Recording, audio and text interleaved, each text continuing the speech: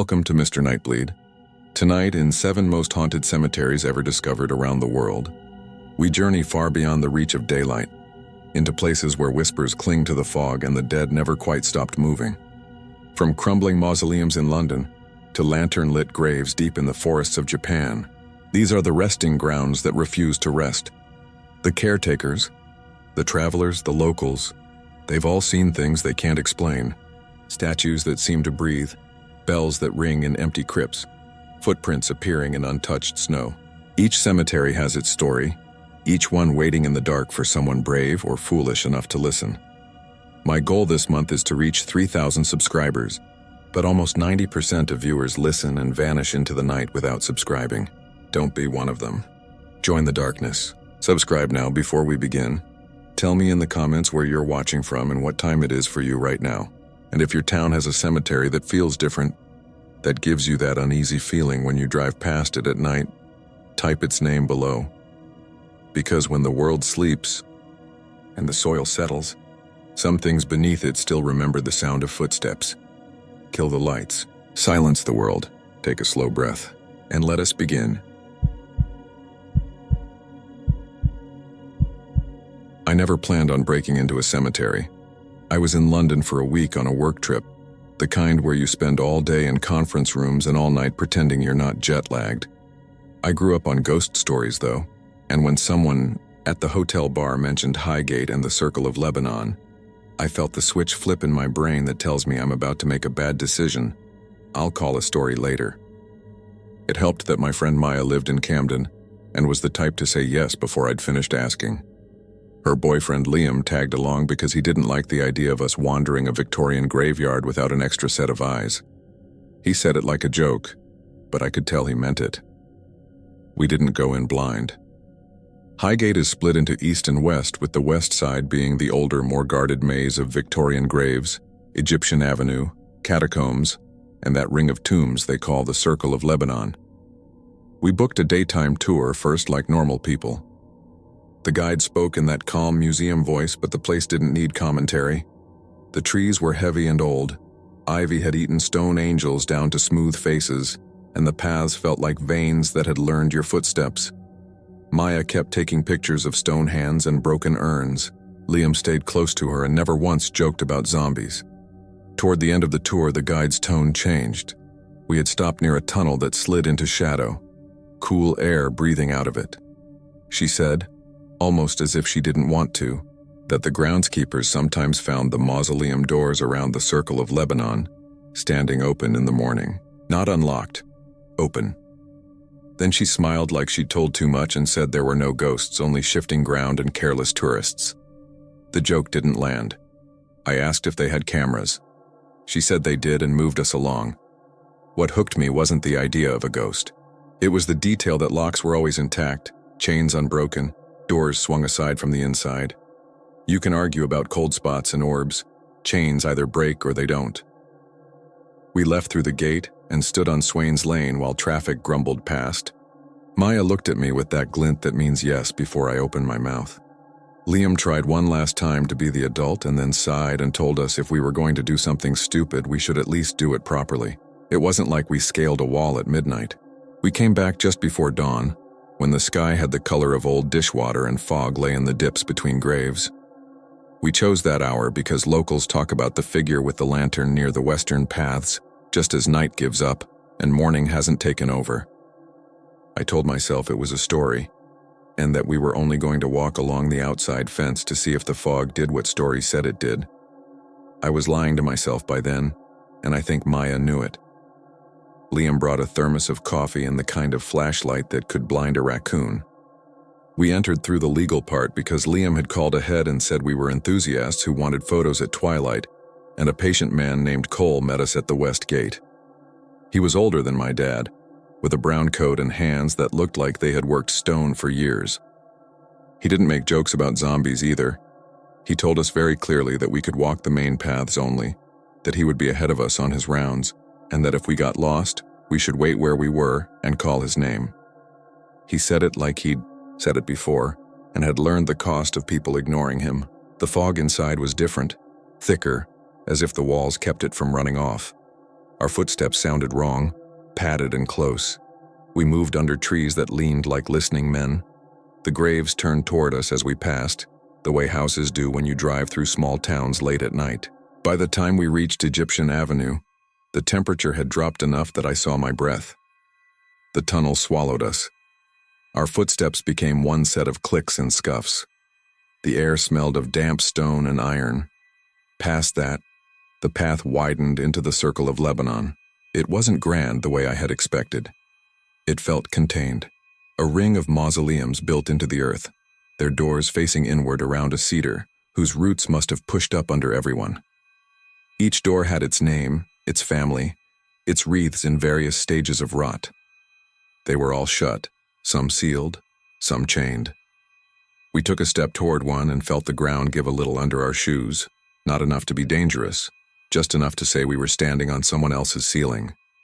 Cole's light moved along the far curve and then slipped out of sight. I thought about the guide's story and realized I had expected some dramatic sign. Instead, there was the ordinary quiet that feels like the beginning of a bad decision. We circled once, whispering without meaning to. It was Maya who stopped, pointed, and touched my sleeve. A door stood a little wider than the others, an inch gap, maybe two. The chain hung slack. The padlock was in place, the hasp closed. It shouldn't have been able to swing. The fog breathed out of the gap as if it had lungs. Liam said he wasn't, interested in losing deposit money on handcuff keys, and stepped back. I leaned in and put my eye to the dark. There was nothing to see, only the sensation of depth that makes your stomach drop. I smelled water. It was faint, not fresh, more like the mineral rot of basements. There was a sound under that, so small at first that I thought I was hearing my own pulse. A slow drag, the sound you get when you pull a heavy chair over tile, drawn out and patient. I took my eye away and the sound didn't stop. It didn't grow louder when I moved closer either. It stayed the same, like the stone itself was remembering it. Maya lifted her phone to take a picture and her screen froze, then went black. She cursed softly and hit the button. Nothing. Liam aimed his flashlight at the gap and the beam failed like a school stage light on its last day. He shook it and it came back weak, yellowing, enough to show the inside wall maybe a foot from the threshold, smeared with something that might have been condensation and might have been handprints from people who had visited before and wanted to prove they had touched what wasn't theirs. I don't know why I said the name on the door out loud. It wasn't a name I recognized. It had the long S and the hyphen of the Victorian dead. As soon as I spoke it, the dragging paused. The breath of fog through the gap cooled my teeth. Then it resumed, one measured pull and another as if something had listened, considered, and decided to keep going. We didn't run. I tell people that because it makes me feel braver than I was. The truth is that we did what people do when they are not quite afraid enough yet. We told ourselves it was a drain down in the catacombs or ductwork we didn't understand. We told ourselves the chain had slack from settling earth, that the lock could be closed without anything being wrong. We finished the circle like good tourists. The fog thinned and the sky lightened and the city found its voice again beyond the walls. Cole met us where the path narrowed and looked at our faces for a long second. He asked if we had touched anything. We said no. He nodded, as if we had answered a different question. We left with daylight trying the stone. Breakfast tasted like lint. When I checked the photos later, the circle of Lebanon shots were there but changed. In each, the doors were a little wider than I remembered. Not swinging open, just wide enough to notice if you looked hard. In two, a smudge floated low to the ground near the center of the circle. It could have been fog. It could have been a trick of exposure. It looked like the suggestion of a man leaning forward as if to peer into a keyhole. That should have been the end of it. We had our story. It was creepy enough to dine on and vague enough to ignore. But that night in Maya's flat, I woke to a sound I knew my bones would not forget. A long scrape under the floor, too heavy to be a neighbor, too patient to be a pipe. It came in pairs, as if something without enough hands was pulling itself between joists. I sat up and looked at the gap under her bedroom door and felt a child's fear shove a grown man aside. The city hissed through the window. The scrape came again, from the hallway. Then it stopped. My tongue felt too big for my mouth. In the morning, I told myself it was the building settling, because that is what buildings do to weak minds.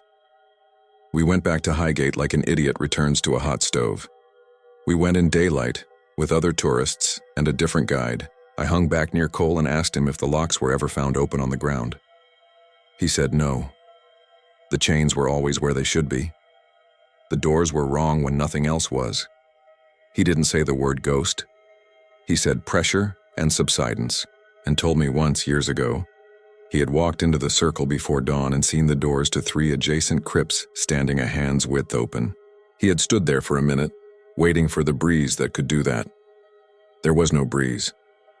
He closed them with his palm flat and felt the stone resist like a slow tide. He said he had heard the dragging too, not nightly, not even regularly, enough to know its rhythm.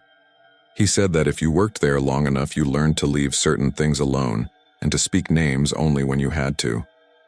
He said the lantern, stories were for tourists, and that the only light that concerned him was the one that moved just at the edge of his vision when he had the keys out. The last morning we did something I won't defend.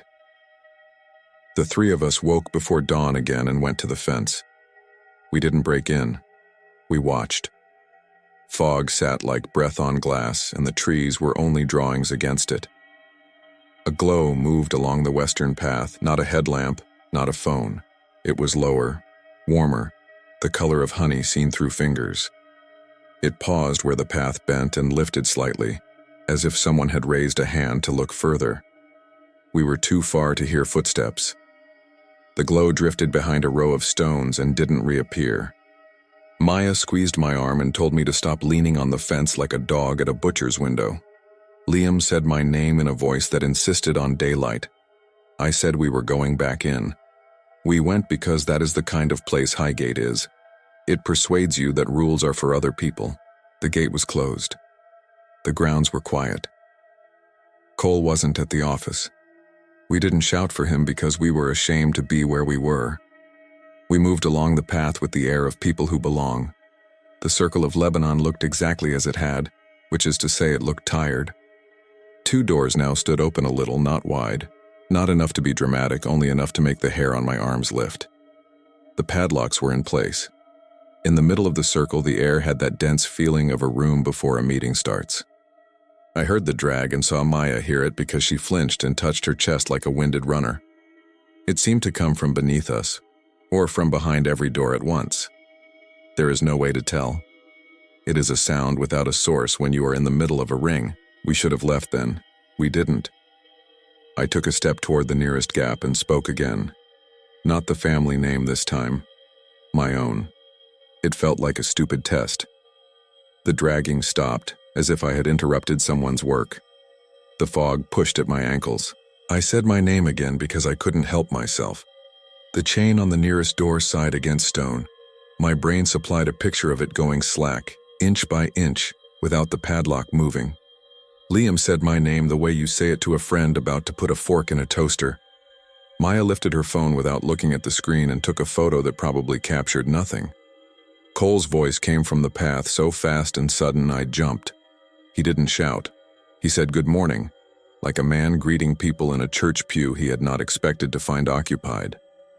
He stepped into the circle and every wrong thing shrank the way it does when an adult enters a room full of children playing at frightening each other. He asked us to follow him out. We did, like obedient kids. He didn't scold us.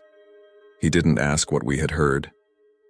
When we were under the trees again, he said that sometimes the dead are busy with their own business, and that it is a childish cruelty to call them by any name they might recognize.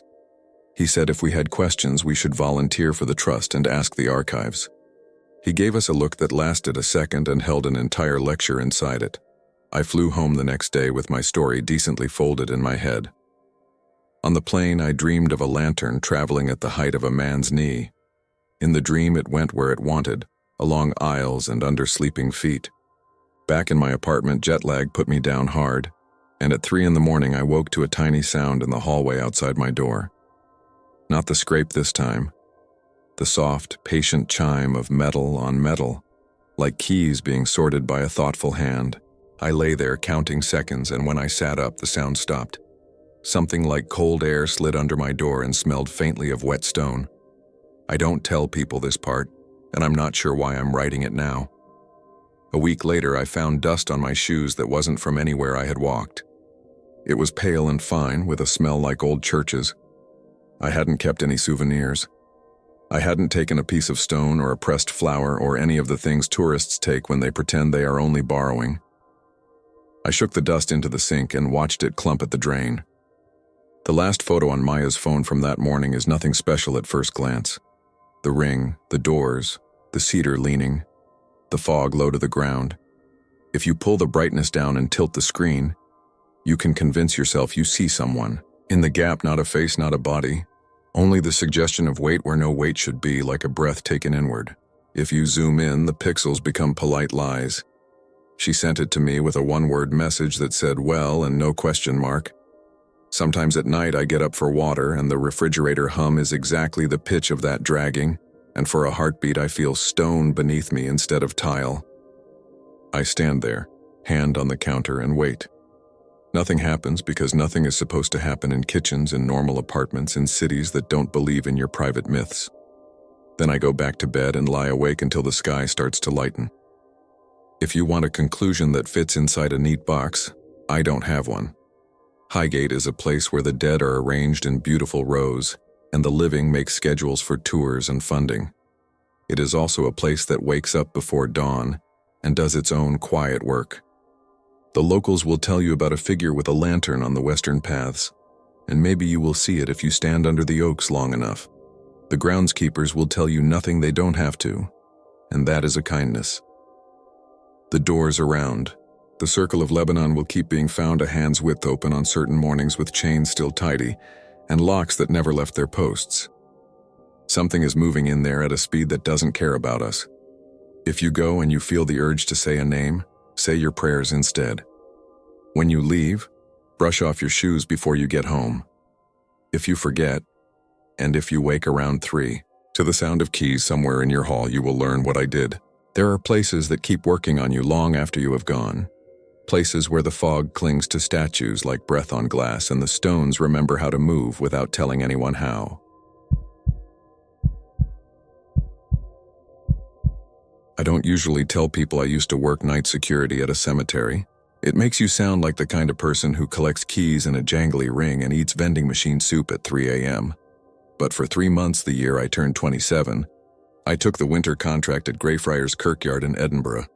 It was supposed to be temp work between gigs, a paycheck I could tuck away while I figured out what came next.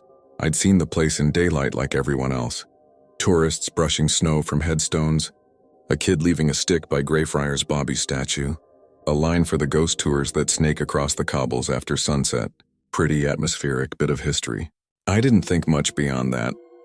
The night I interviewed the supervisor, a woman named Isla with a scarf wound around her head like a crown, slid a laminated map across the desk and tapped a spot near the southwest corner with a chewed pen. "This gate stays locked. You'll check it twice per patrol and log it here. Chain padlock visual. Don't touch the doors.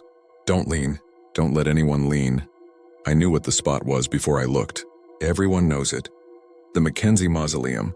People call it the Black Mausoleum in the way people call a dog a good boy. Familiar.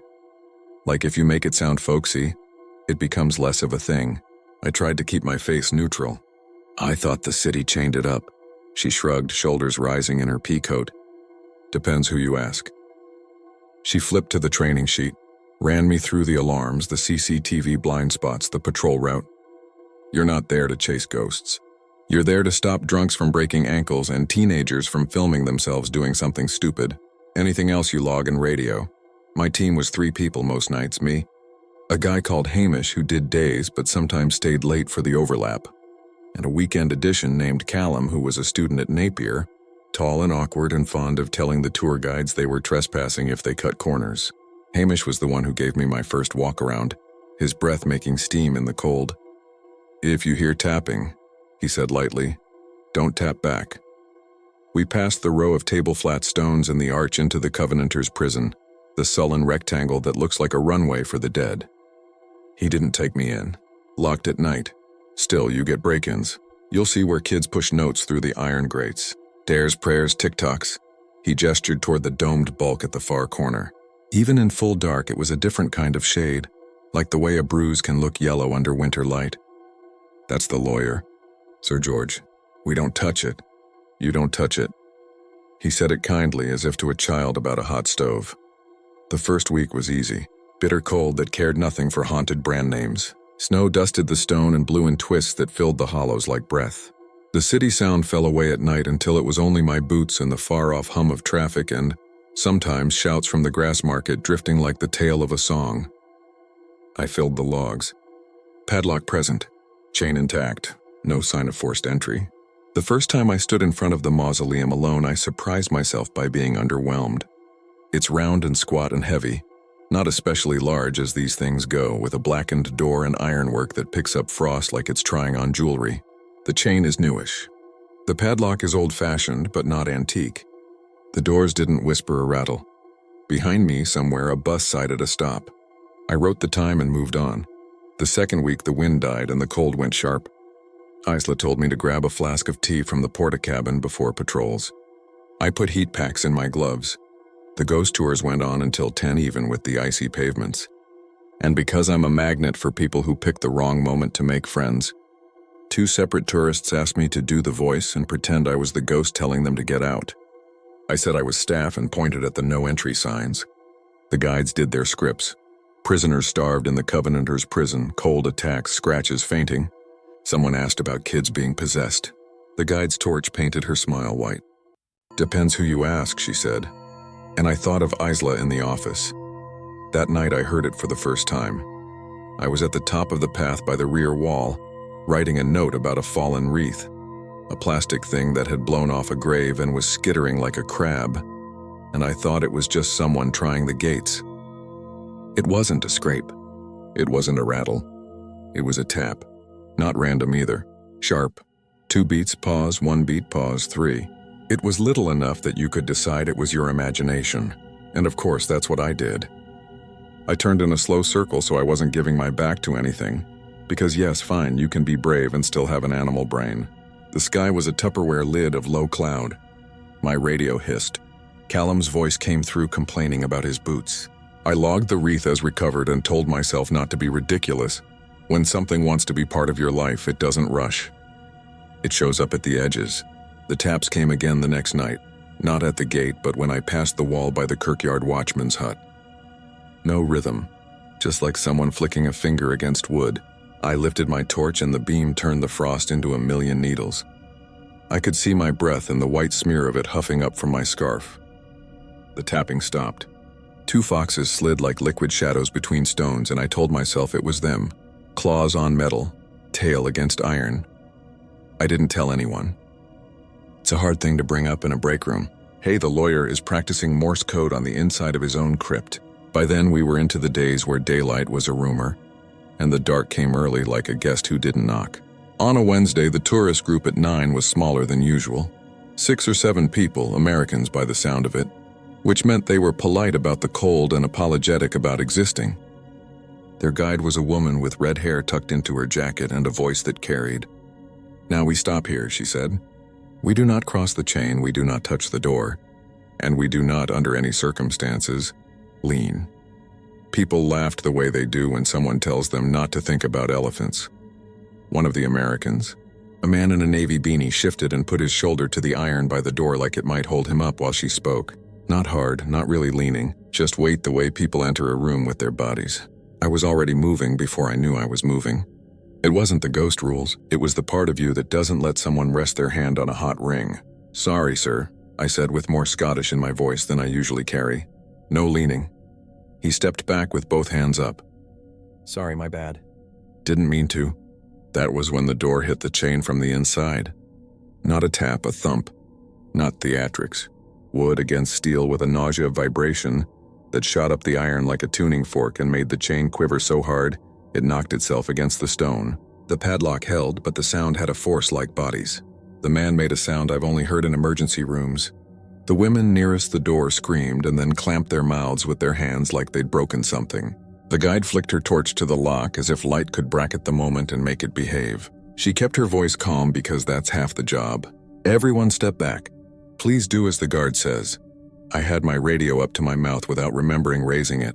Isla, I said. We've got, impact at the Mackenzie. Her reply came calm and level. Visual check. Do not touch the doors. Move the public away, please. We moved them. Some of them moved themselves fast enough to count as running. The beanie man was pale as milk. He kept saying I didn't do anything to nobody in particular, like he needed a record stating it. The guide apologized and then didn't apologize and then handed out discounts for another night. When they were gone, when it was just me in the mausoleum and a cold that had crept inside my coat like a second skin, I stood there and listened. Nothing. The chain was still vibrating, a tremor without a cause. It reminded me of the way a dog's paw twitches in sleep. I logged at 2142, door impacted from interior side, chain struck stone, public moved on. I wanted a word other than impact. Knock sounded too hand-sized. Strike sounded like metal on metal. Impact was neutral. Impact didn't care where you stood on ghosts. Hamish made me tea he didn't call tea because it was mostly whiskey.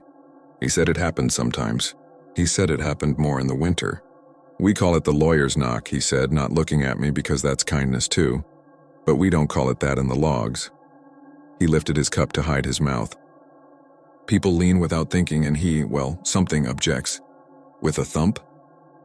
With a thump, he said, and I couldn't tell if he believed it and didn't want to scare me or didn't believe it and didn't want to mock me. Check the chain again before you go. Don't touch. Just look, I did. It had calmed. The padlock was old brass with a newer shackle, the kind you buy in a pack of 2 because you need one now and one for the shed. A line of frost ran across it like a fingerprint. I shone my torch on it and the light flared in the metal belly and came back at me warped.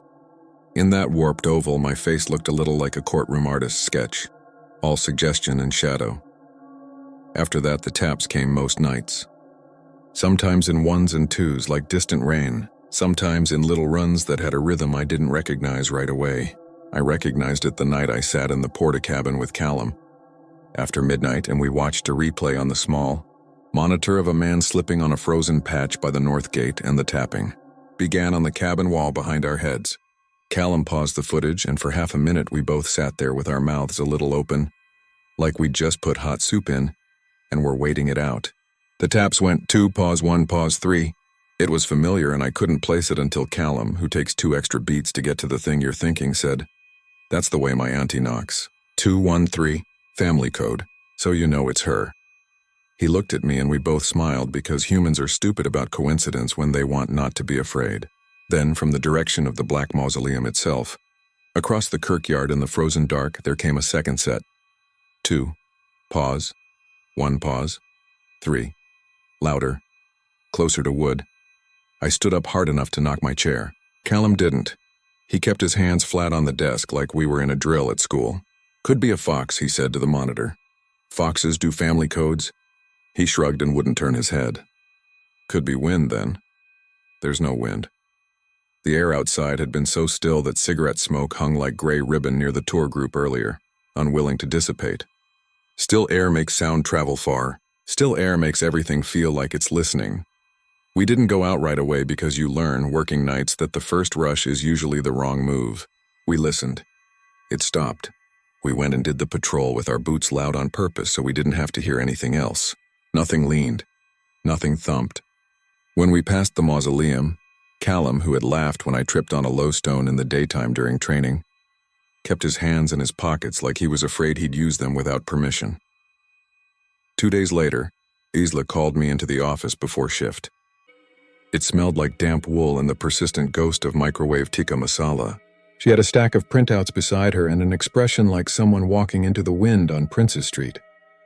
"I need you to be honest," she said, and my heart did that stupid guilty flip you get when a teacher says your name even if you've done nothing. "Have you been letting anyone lean? Photographers, influencers, anyone?" "No. Have you leaned?" She held my gaze with the kind of stillness that makes a person spill when they're lying. "No," I said. I put my hand on the chain once to see if it had warmed in the sun. Then I remembered what you'd said. I didn't do it again. I was relieved to have an honest mistake to give her, a trivial sin to hand over like a confession in case that was what she needed. She nodded and let that pass. She slid the printouts across the desk. Photos. Dozens. A local Facebook group that calls itself a community page in the way pubs call themselves family-friendly. The same angle again and again, the mausoleum door, the chain, the lock. They're saying the padlock's different, she said. Changed, Newmark. They're saying the city's using this lock and that lock on alternate nights to confuse trespassers. They're saying it's a code. I looked. I could see what they meant. In some photos, faint and low near the curvature, there was a tiny raised circle I had either never seen or had filed in my head as nothing, the way you ignore the freckle on your own wrist. In other photos from supposedly the same week, the circle was not there and there was instead a faint notch on the bottom edge. Different padlocks? The same padlock seen at different angles? Edinburgh has 1,000 eyes trained on it all the time. If you stare at anything long enough, you'll find a pattern that wants to be a story. We haven't changed it, Isla said. But now it's a thing. So when you log it, note any markings. That shift, I noted the circle. The next, I noted nothing. The next, there was a tiny hairline scratch that could have been from a key or a stone. It was nothing, and also it became everything because when people are waiting for an argument to start, the clearing of a throat sounds like a gavel. The night of the storm was when it came to a head. Forecast had promised sleet showers like a politeness, but what arrived was a wet, mean cold that stitched itself into your clothes. The ghost tours canceled early. The tourists on their own were the kind who hadn't checked the weather or had, and decided they didn't care. Callum texted he was sick. It was just me, the radio, and occasional check-ins from Hamish on his way back from another site. At 10, I did the long circuit, the one that takes you by the Bobby statue and down the steps and back because movement is the only thing that keeps your blood honest. The kirkyard was empty in the way a hotel lobby at 3 in the morning is empty. You know, people are stacked around you, sleeping, existing, carrying their weight in invisible rooms. The first taps came when I was by the side path that runs behind the mausoleum. I felt them more than heard them, through the bones of the thing. It made me think of the time my neighbor, in the tenement downstairs, had put his speakers on the floor, and the bass traveled through the building like a heartbeat you couldn't stop hearing. 2, 1, 3. A pause, and then another run that was faster, like someone speaking when they've finally been allowed to.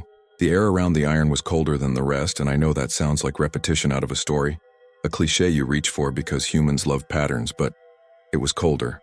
My ex had a food thermometer she'd stick in roasts. That night I wanted to put it in the air and watch the numbers drop by degrees as I lifted it to the lock. I backed up until the chain was a line in my peripheral vision and lifted the torch so I wouldn't be tempted to focus on the dark rectangle of the door itself.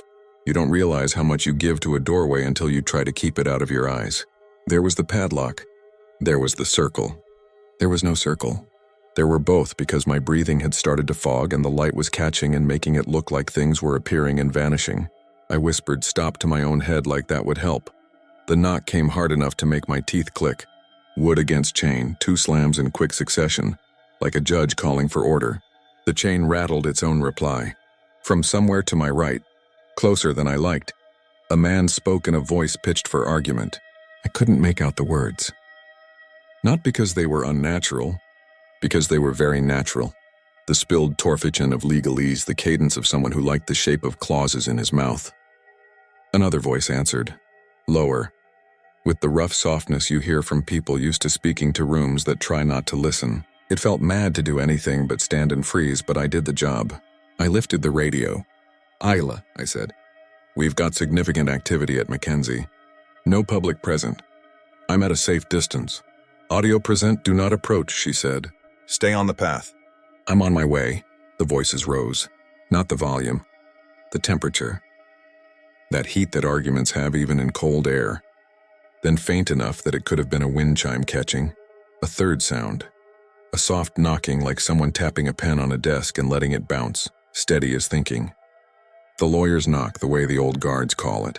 My legs had that faint adrenaline shake that doesn't feel like fear, until it goes all through you and you notice your fingertips are buzzing like you've held onto a live battery for a second. I stepped back until my calves touched stone, and that stone became my spine. Isla came with her torch and her stillness and stood next to me without asking what I'd heard. Her mouth was a line. She isn't big on comfort, but she doesn't mess with you to make things worse. We stood together in that blue dark with white flecks of sleet getting in our hair, and we listened to voices that didn't care we were there. At some point, Hamish arrived. He didn't say hello. He made his boots loud in the way I do and put his hands behind his back like he was in an assembly.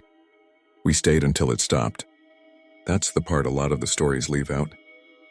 Things stop, sometimes gradually like a kettle that runs out of boil and just becomes water again, sometimes abruptly like a radio switched off. This stopped like it had never been. No tapering. One moment it was happening. The voices, the pen tap, the push on the chain that you felt in your teeth. And the next, the only sounds were our breath and sleet ticking on stone. It left a thrum in my head, the kind you get when a club shuts and your ears go from noise to naked. Isla logged the time on her watch without looking away from the door. "Right," she said, which is the Scottish word for everything. And we walked slowly around and checked nothing and checked it again. After that, the Facebook posts picked up. People took photos through the bars, through the chain, through the keyhole, through themselves. They posted about marks on their wrists, bruises, the sense of being shoved. I watched the tours from farther away than I had before. The guides went out with stories and came back with stories, and you could tell which ones had had something they couldn't file right by the way they were quiet in the break room afterward. I slept badly for the first time, which about killed me because my superpower has always been sleeping anywhere, anytime, like a cat. I dreamed my flat was full of paper, crinkly newspaper pasted over every reflective surface and something behind it arguing endlessly in a voice that kept almost making sense. When I woke up, my mouth was dry and my throat hurt like I'd been whispering into a pillow for hours. 3 weeks into my contract, I made a mistake. Not the kind you get fired for, the kind you work around. It was a Sunday, the kind of cold that feels wet even when it isn't. I'd done the last patrol. I was tired and thinking about my bus and about toast. The chain looked dull and harmless, and I wanted one point of proof I could give myself. One little thing you could hold in your hand even if it's only a fact. I took my phone out to take a photo of the padlock so I could compare it to the next night's and say, "Look, same scratch, same circle, same cold." My boot heel slipped on a patch of ice disguised as normal stone, and I flung my free hand forward without thinking to catch myself. It hit the door. Not hard, not a lean. A slap that took my weight for a second and then gave it back.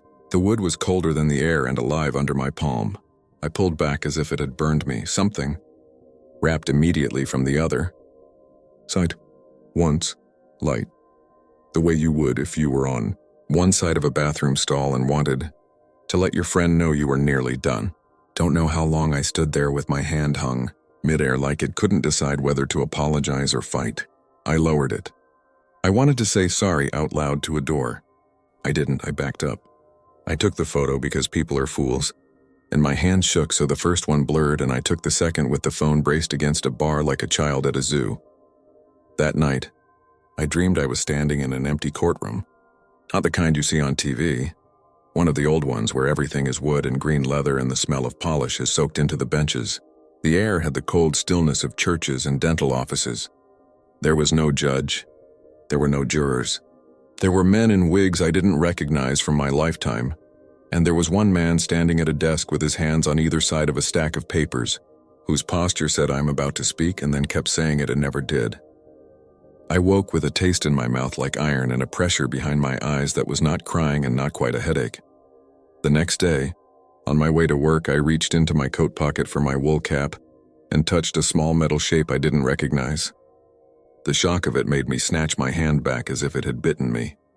I thought of needles, of pins, of the time a paperclip had somehow migrated into my washing machine and came out bent like a question mark. I reached in again slowly. I half expected it to be nothing because that's the more comfortable option, right? It wasn't nothing. I brought out a key. It wasn't an old key. Not a skeleton key to match the story. It was small and nickel bright and had a stamped code on one side. The kind you see on luggage locks and the backs of file cabinets. The kind that come with padlocks in a pack of 2, where the usually pointless second one lives in the back drawer with batteries and broken pens. The code was 4 characters, 2 letters, 2 numbers. I didn't know what I was looking at until my stomach got there first. Like the way you know you're going to be sick before your brain announces it. The 2 letters were SM. The 2 numbers were 23, Sir Mackenzie. 23 what? It didn't matter. All I could think of was the padlock and its little circle and the way Isla had said we hadn't changed it. I took the key to the office like a kid bringing a frog in his hands. Isla looked at it, not at me. Then she did look at me. Where did you get this? I don't know. Pocket, my coat. Has anyone else used your coat? No. You didn't pick it up from the ground? From a tourist? No. Hamish arrived as she was holding it between forefinger and thumb like a tooth. He looked at it and I saw him make a choice not to say anything easy. We'll put it in the safe, he said. You should go do your walk. I'll do the first one with you, we did. We walked and logged and made our boots loud and talked about the football like it mattered more than it does. I kept my eyes away from the padlock like I was avoiding a person. When we circled back, Isla was outside with a woman in a slim black coat with a city lanyard and a face that said she didn't have to prove anything to a night guard. We're replacing the lock, the lanyard woman said. There's talk online. I don't want copycats. We'll do it now. Now? Hamish said. Because what else do you say when someone proposes doing the dumbest possible version of a sensible thing? Now, she said. We'll document. It's just a padlock, gentlemen. It's not Pandora's box. They had bolt cutters. They had a new lock in a city-issued plastic bag. They had a paper form on a clipboard, and the sort of upright righteousness that makes bureaucracy like a church. When the bolt cutters bit into the shackle, the sound they made was the same one I've heard when a violin string breaks under tension. Shock and snap, and a little crying aftertone in the air. The chain fell into a different posture. It didn't droop. It straightened like a spine. Isla didn't flinch. The lanyard woman didn't either, of course. She removed the old lock, placed it in a second plastic bag, then slid the new shackle through and clicked it shut with a practiced squeeze. When it closed, a single knock came from inside the mausoleum. Not a slam, not a thump, a tap. 2 beats, pause. 1. Pause. 3. The lanyard woman grinned as if we'd performed a trick for her. You can add that to your tour script, she said to nobody and everybody. That week, nothing banged. That doesn't mean nothing happened. The taps came in bursts at hours that had always been quiet. The light from my torch seemed to bend a little around the lock like heat above a grill even though the air was a wound. The tours came with more people. People lean because they're human, and I told them not to, and sometimes they listened. Sometimes I told them sharply and they listened more. The printouts on Isla's desk had more circles, more notches, more scratch patterns that meant something if you needed them to. Callum came back from whatever bug had had him and said nothing about my face when I told him the key story, which is a kind of generosity. On my last night, I didn't expect anything. That's the truth. Real life doesn't know it's the end of an arc. I had my bus schedule in my head and the name of a pub where I was going to meet a friend across town and drink something that wasn't tea out of a shared mug. I did the patrol like prayer. At the mausoleum, I stopped the way I always did a yard back. The new lock looked no different than the old one unless you were making a family tree of scratches. I lifted my phone because I was, apparently, a man who no longer learned and took one last picture. The flash bounced on the metal and came back at me like a wink. I laughed, not bravely, and that was the moment the door spoke. I say spoke. It knocked. 3 sets. Not the code I'd heard before. 4 short, a pause. A longer knock like the heel of a hand. Another 4. I stood there holding my phone in both hands like a candle. My throat did the thing where it tightens as if your body isn't letting sound pass because it knows the sound will be a frightened animal noise that lets everyone know you're not in control. I waited for the slam and it didn't come. Instead, faint and tight as if through cloth, I heard a voice. Not a judge. Not a priest.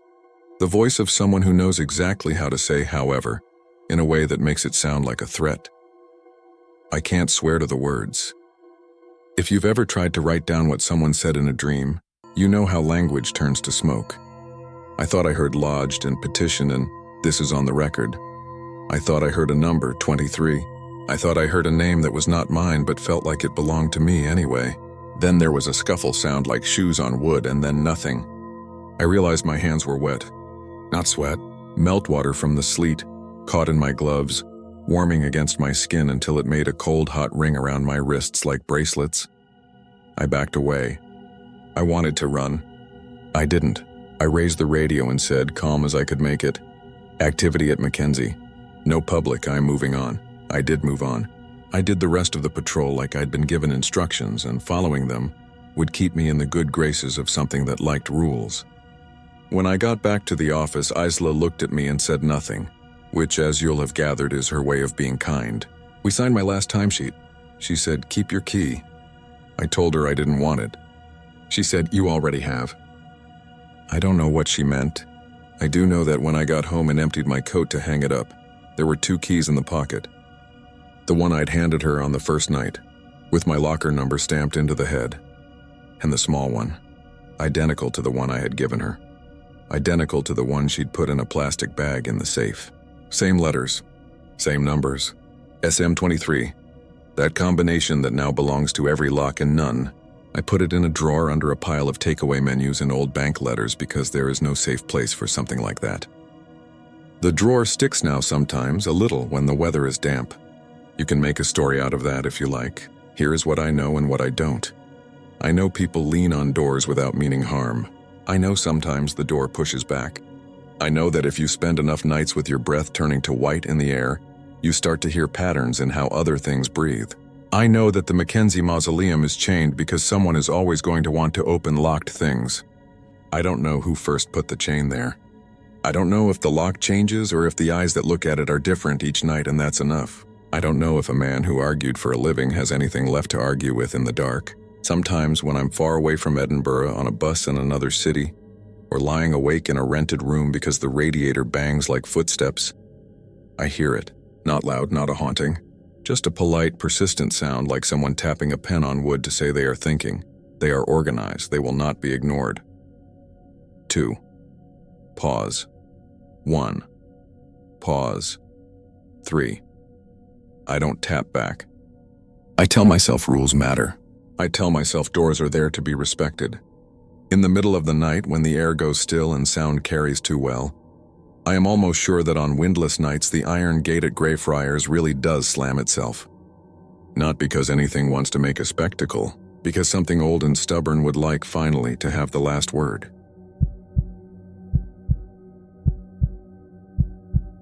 I don't usually admit the dumb things I do for a story, but this one started with a lie I told at a cafe off Calle Vicente Lopez, a block from La Recoleta Cemetery. I told the caretaker I was a graduate student collecting oral histories of Buenos Aires folklore, and that my thesis focused on urban memory and monumental cemeteries. That sounded official enough to get me a late tour without a crowd. The truth was simpler. I was freelancing for a mid-sized YouTube channel that posts narrated true stories with stock footage and clicky thumbnails. I figured a cemetery packed with marble angels and famous names would give me 15 minutes of atmospheric B-roll, and maybe one decent scare to hang a script on. I had no plans to stay after sunset. I definitely didn't plan to spend the night. The caretaker, who introduced himself as Jaime, did not look like a man who ran out of daylight easily. He was one of those strong older guys who wears the same faded shirt every day because it saves time. He had a ring of keys with little metal tags that clacked when he walked, and a small thermos of yerba mate balanced in the crook of his arm. He checked my letter, printed and signed by me.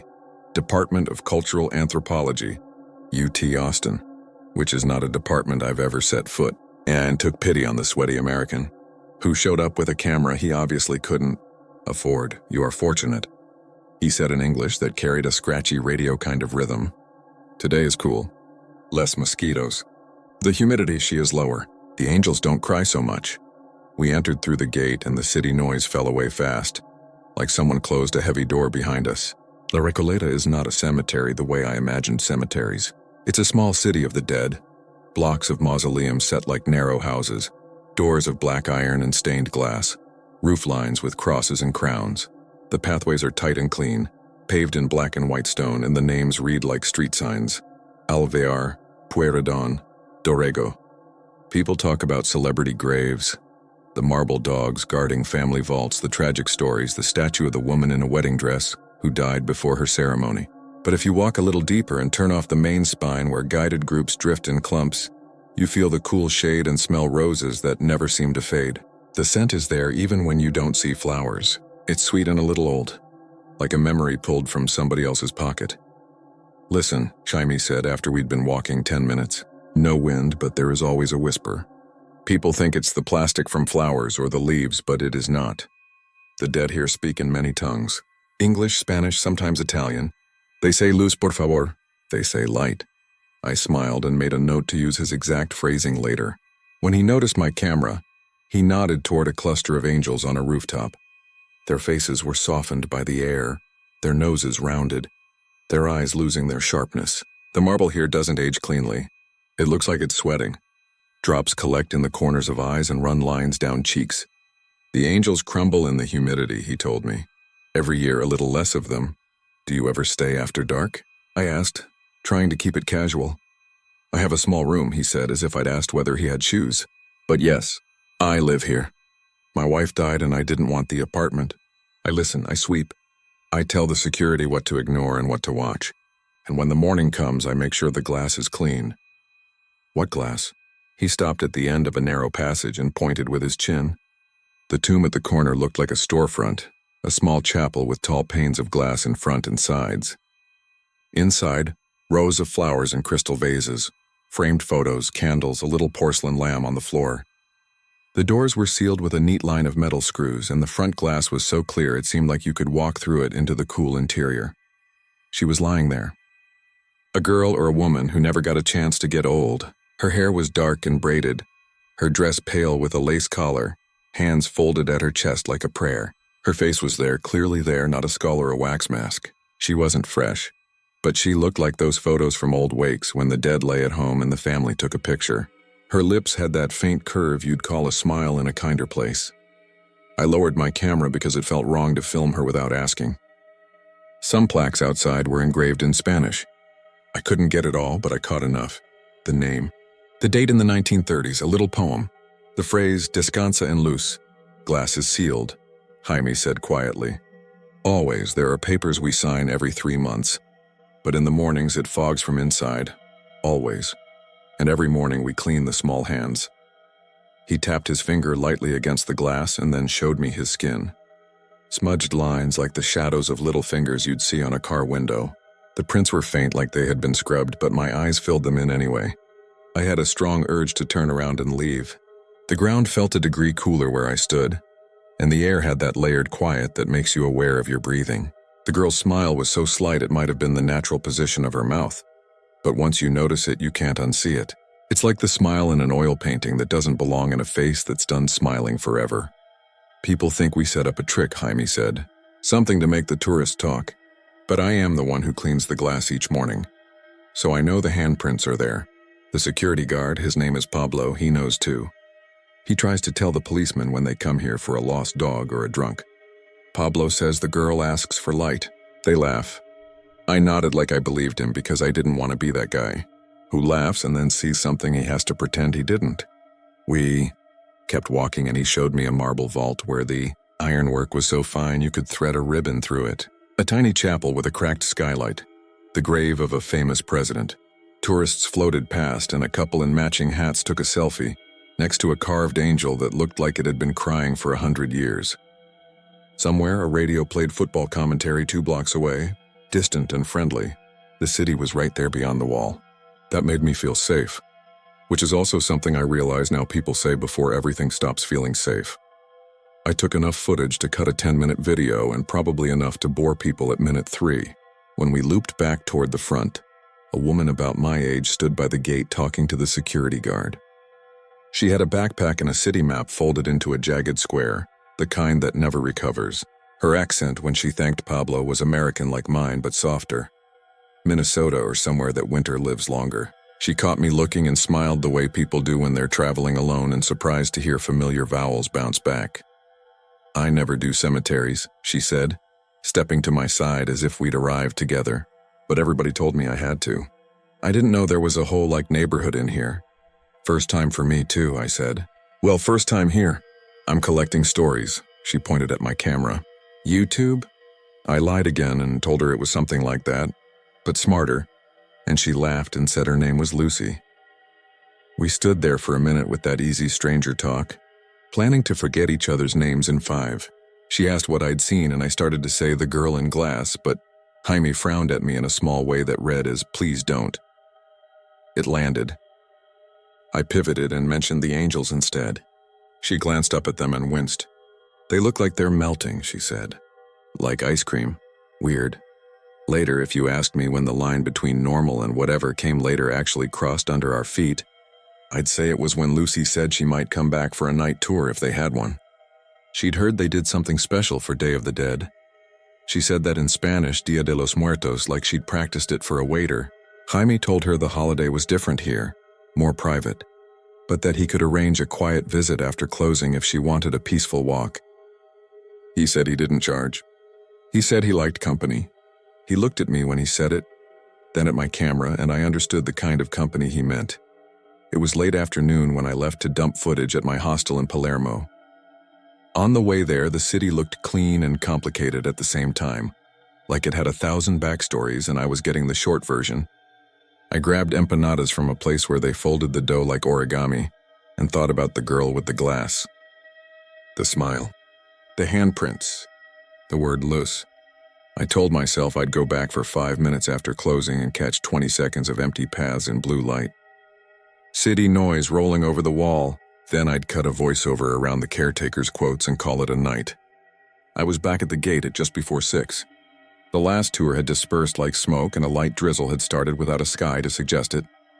The roses smelled sharper when wet. Pablo waved me in and then waved right past me when he saw Lucy jogging up with a plastic poncho folded under her arm. She had the kind of smile you offer the night when you don't think it has any reason to refuse. We walked through together with the awkwardness of two people who didn't exchange numbers and now have to decide if they're strangers again or small friends. Jaime closed the gate behind us and turned a key in the outer lock with a sound I felt in my throat. He led us down the center lane with his keys chattering softly on his belt. The sky went early dark like cities do when the clouds decide to drop closer. The marble angels caught the last light and then gave it up inch by inch, their eyes flattening, wings showing seams and repairs and bits chipped off. I filmed the empty paths and the way rain stitched dark threads through the paving stones. At one corner, a cat watched us from a dry ledge with that confident cat look that says the whole world is their sofa. There was no one else, so what do they say? Lucy asked. The voices. Are they, obvious? They say small things, Jaime said.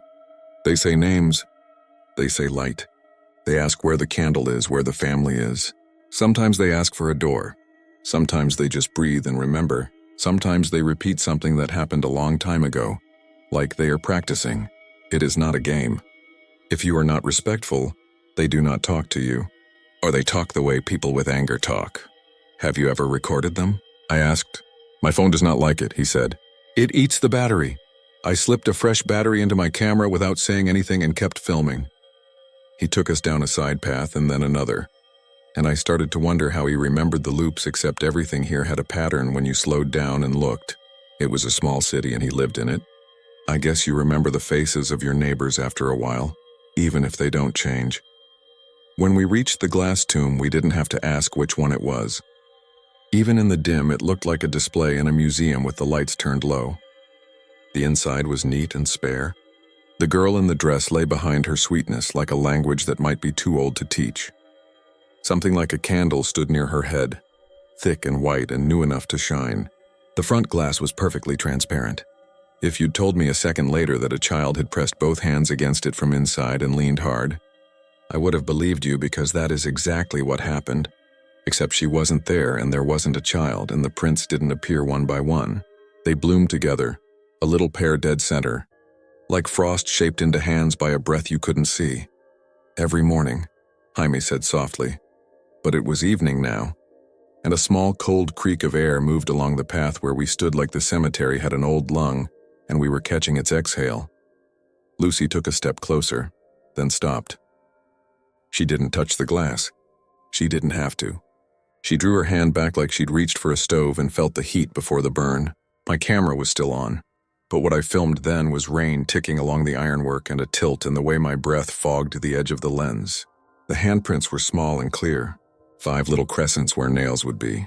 No smears, just like the press and release you make when you check a window to see if it's clean. Luz, I said before I could stop myself. Do you want light? I hadn't planned on saying it in Spanish, but it came out that way. My accent betrayed me and gave me away twice. The air pressed closer like a big hand on a small shoulder. Something clicked behind the glass that could have been settling wood or could have been a fingernail against a table. You bring the candle, Jaime said, but not to me. He was looking at Lucy, and she was already digging in her bag. She had bought a little votive at a shop near the church earlier, a white one in a glass cup. She lit it with a cheap plastic lighter and looked at us like you look at someone when you do a gentle thing and need them to tell you it's right. "Inside," Jaime said, "there is a little hole on the side where we push the offerings. The families know. The wax sometimes goes inside, sometimes not. But it is better when the flame is inside." There was an iron keyhole under the plaque and a tiny panel loosened with one turn. It wasn't a door exactly, but a metal tongue you could press back with your fingers if you were patient. Jaime did it like he'd done it 100 times. He slid the little candle in on its side and used a metal rod to push it forward until it tipped upright just inside the glass. The flame wobbled and then steadied. The prints faded very slowly. If you've ever seen fog thin where heat meets glass, it was like that. When the last of them showed only as a thought of white, the candle popped, a tiny sound, and the wick burned twice as bright for a heartbeat. The girl did not move, but I understood why people said she smiled. The room smelled like roses and warm paraffin. I stopped filming without realizing it. It felt wrong to keep it. The rain picked up and the paths started to knit themselves with shallow streams. Jaime led us to his small room near the back gate, a square space with a desk and a cot and a radio and a calendar with a dog on it. He had a kettle and 3 mugs that didn't match and a bag of tea leaves that tasted like wet hay and sleep. He said we could wait until the rain slowed, and he told us stories that were not horror stories, but were still not the kind you tell children. A woman who visited her husband every Sunday at 9 for 40 years and stopped the day she forgot to bring the key. A young man who put a sandwich on his father's tomb, and the cat who learned to meet him there. An electrician who refused to change a bulb in the chapel because when he climbed the ladder, he heard his own name spoken in his mother's voice, and she had been dead 2 decades. Around 8, the lights in the distant church clicked off and back on like someone tested a switch wrong. Pablo's radio sizzled through the wall and then cleared. He and Jaime said something fast to each other in a shorthand that meant I don't need to know. Lucy looked at me and made a face like the good kind of not knowing is fine until it isn't. The rain softened. The city returned to the edges of the night like a photograph dipping through chemicals. I should have left then. I could have, but the candle inside the glass became a thought I couldn't shake. I kept thinking about the word light and who gets to have it and who has to ask. I kept thinking about how the prints appear every morning. I asked a question that I still wish I hadn't. What happens when the candle goes out? Jaime didn't look at me right away. He blew on his tea and then set it down. Another is placed, he said. Sometimes there are many. And if there isn't another? He rubbed his thumbnail along a line in the desk. Then the morning comes faster. He said it as if he had learned the sentence by heart. It landed in the room like a coin and refused to stop ringing. When we finally walked back out, the paths shined black and the angels had gone from gray to shadow. We passed a little family vault where the door had shifted over time and a slice of the inside showed bowls of flowers, a boy's photo, a rosary strung on a hook. The cat we'd seen earlier trotted ahead of us and then stopped and watched us pass and blinked slow, as if we were doing a trick for it. Jaime's keys sounded like rain when he walked. I filmed the wet stone and the way the streetlights outside threw pale bars across the marble faces. At the glass tomb, the candle was down to a small gold circle. It flickered, steadied, flickered again. The prints had not returned, but there were faint arcs at the edges like a breath trying to find purchase. I could see my own reflection now. The camera, a dark rectangle I held against my chest, and Lucy's hood pushed back, her hair dark with rain. Jaime didn't step closer. He stopped a couple paces away and leaned on the wall as if this was the part of his walk when he let the night do what it wanted. I told myself we were here to check. The way you check a door you know you locked. The candle imploded with a tiny sigh. There is no better verb for it. The wick bent and glowed and then went black, and the smell of hot wax and roses swelled and slid away. The air felt heavy and then light. Something tapped the glass from inside. I know how that sounds. I know what it makes you think, but I have no better phrase for it. Something tapped the glass from inside once and then again higher up, like a polite knock given by a person too small to reach where you'd expect. I didn't want to move. I didn't want to see new prints appear because I already had the shape of them in my head, and I knew if I saw them I would carry them home the way people carry a tune they hate. But the glass stayed clean. I held my breath until I had to let it out. Lucy was very still, like if she stayed quiet enough the whole night might forget us. "Luz," Jaime said, but not to the glass. He said it to the damp, to the path, to the air that connects everything. The light returned where there should not have been light. It was not a candle flame. It came from inside the tomb, but not from one place. It was like someone opened a curtain in the morning. The girl's skin looked warmer. The floral water in the crystal vases brightened. A breeze that had no business being inside a sealed crypt stirred the little ribbon on a bouquet so it lifted and lay flat again. The air smelled like fresh roses now, not old ones. I realized I was crying without drama, the way a person cries at a song they haven't heard in years. I wasn't scared in the way I expected. The fear came one beat later, the honest kind, when I saw my reflection in the glass and the second reflection behind it. My reflection did not match me. My camera stayed still in my hands, but in the glass the dark rectangle trembled. My shoulders were up in the glass like I was bracing. Lucy lifted a hand to tuck her hair, and the Lucy inside the glass touched her own cheek. There was a beat of misalignment, and then everything caught up. It felt like when an old video call lags and then jumps forward to catch you again, except there was no internet here, no delay that made sense. The second knock came from down near the floor, an impatient tap that could have been a finger or a nail or a coin. The word light came into my head like a shout you remember, like a memory that runs front to back, and I knew it wasn't mine because I have never begged for light that way. "Jaime," I said. "She wants—" A wind ran along the path and made the ironwork sing. Somewhere deeper in, a vase toppled and shattered. The cat streaked past like someone kicked the world under it. The church lights blinked twice and held. My camera died, not gently, but like a switch had been cut. I reached for a spare battery and my hand met an empty pocket where I swear one had been. "We go," Jaime said, soft but firm, the voice of a man who knows when to end the last cup of the night. We say thank you and we go. Lucy backed up first. She did not turn her back on the glass. Her hood slid up and she didn't fix it. The candle stub inside had blackened into a small, still circle. No new prints appeared. But if I ever see another piece of glass in my life, I'll see the possibility of them before I see my own face. I nodded at the girl and I felt ridiculous for doing it, and also like anything else would be a mistake. On the way to the gate, Jaime walked that calm, even walk of his. He didn't hurry us, but he didn't stop. He told Lucy to come back in the morning if she wanted to watch the angels in the sun. He told me to bring a real letter next time, which landed like a joke and not like a lecture.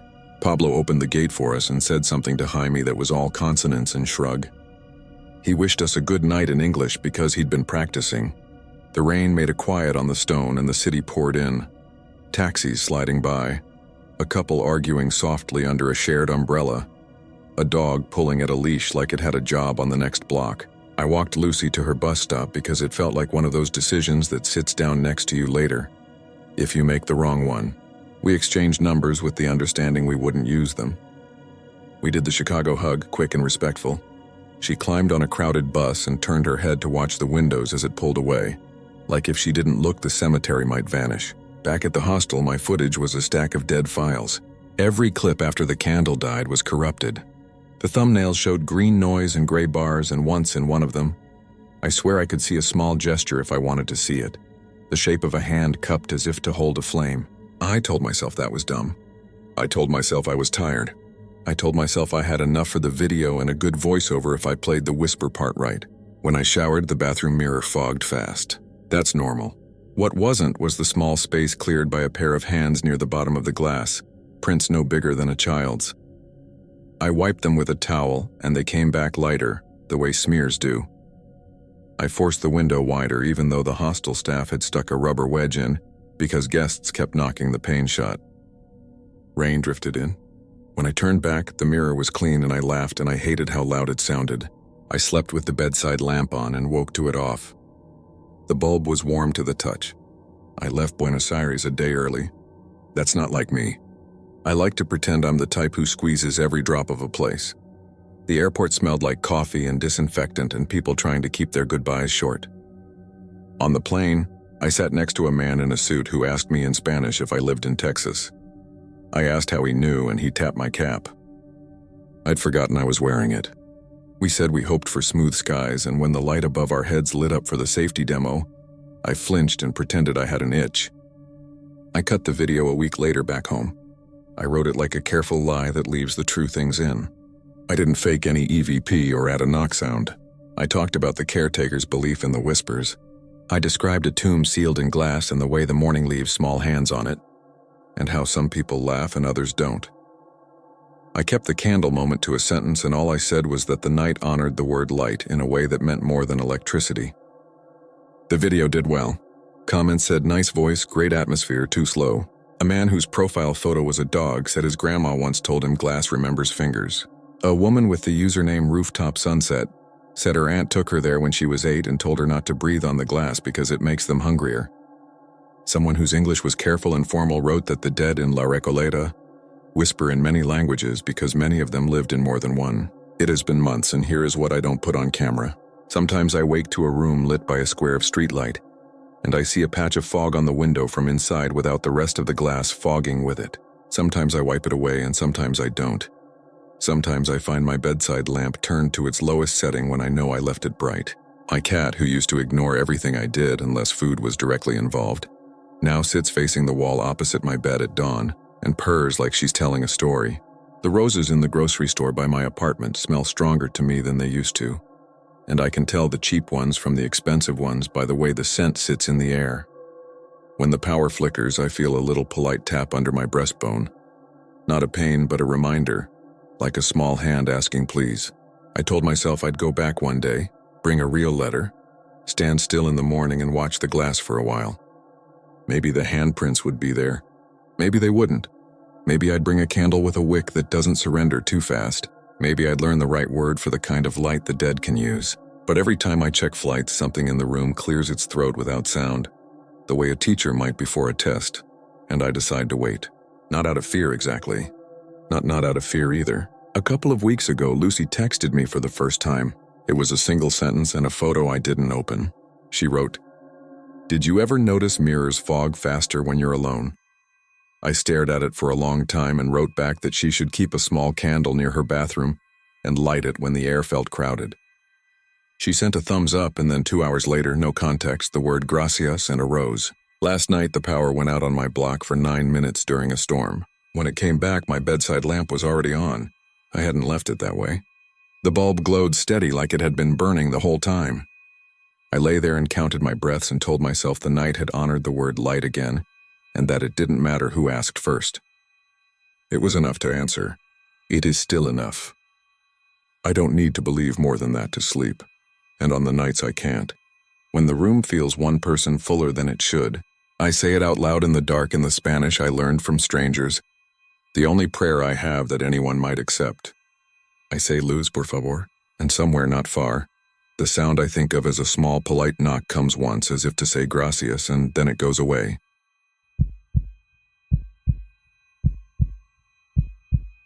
I didn't move to Paris to chase ghost stories. I moved because I was 32. The job I had in Austin had turned into spreadsheets and deadlines that tightened like a belt, and an old professor told me I could pick up contract translation work from anywhere, if I was willing to live cheap. I took a studio near Gambetta that felt like a ship cabin, narrow, slanted wood floor, a window you had to shoulder to open. The bakery downstairs made the whole staircase smell like burnt sugar each morning. I brought 2 duffels and a short list of places to see. I crossed museums off politely, and then kept returning to the one place I wasn't supposed to love, the one that made me feel like I could breathe. Père Lachaise is too large to be a cemetery and too quiet to be a park. It rolls and folds over the eastern edge of the city, crosses of stone and family chapels pressed together like a village that forgot how to move. Tourists cluster at the famous graves. They come with folded maps and big cameras and whisper, as if manners could continue past death. What kept pulling me wasn't the names, but the way the wind moved through the pines, the way the cobblestoned alleys turned and turned until you'd swear the hill was rearranging under your feet. When you're between freelance jobs and trying not to spend money, walking is its own free addiction. The cemetery became my loop. I met the first person who would matter there in late October on a day that threatened rain and then held back. She was photographing a bronze angel whose face had slouched from a century of acid rain into something like grief. I apologized for stepping into her frame. She laughed and switched to English before I could embarrass myself with verbs. "Don't worry," she said. "He likes being in pictures." It's attention. Her name was Camille. She had a scarf that never matched her coat, and the kind of posture that made you think she had spent years carrying 2 heavy things. She lived near Père Lachaise too, in a shared flat with a cat that belonged to no one. She showed me how to follow the big avenues and how to cut through the numbered divisions, how to tell the old stone from the expensive new white that families ordered now. She distrusted the clusters at Jim Morrison's grave the way a local learns to distrust tourists who act like they own what they visit. But she had her own pilgrimages. She led me to the humbler tomb of a 19th century poet and left a metro ticket there for the journey. I started timing my walks to find her. She started timing her walks to find me. Sometimes we got coffee near the Sharon entrance. Sometimes we just walked. The second person who mattered came from the other end of life. Henry was a gravedigger, though he made a point of saying that word with its old weight. Fossoyeur, he told me, tapping his chest. He was old the way wood is old, not brittle but seasoned. He had a high forehead that the sun had forgotten, and a fringe of hair that looked combed by the wind. He had worked at Père Lachaise and the smaller cemetery at Montmartre for almost 5 decades, he said. The supervisors came and went. The families went more often. The work did not change. He liked Camille because she listened when he spoke and didn't smile at the wrong places. I liked him because he talked as if he was telling you the rules of a game. And when you're a stranger in any place, that's the first thing you need. We would find him near the maintenance building drinking what he called coffee and what tasted like punishment. He would point his paper cup toward a polished mausoleum where a bronze door had started to green. They didn't bring his wife here, he'd say. She wouldn't have him even after he was quiet. Or he'd point down at a patch of earth where the ground sank almost imperceptibly and say, he was taller than he said. The pages of the city map in my head filled with notes you can't print. I don't know at what point I started staying late there. Maybe it was the days getting shorter. Maybe it was the thing that happens when you're in a new city, and you've made 1 or 2 friends and start pretending you have a life. Camille had her photography workshops. I had assignments that kept me up until 2. Our schedules only overlapped at the edges, which meant I would walk into the cemetery after 3 or 4 in the afternoon, and then pretend it was still day.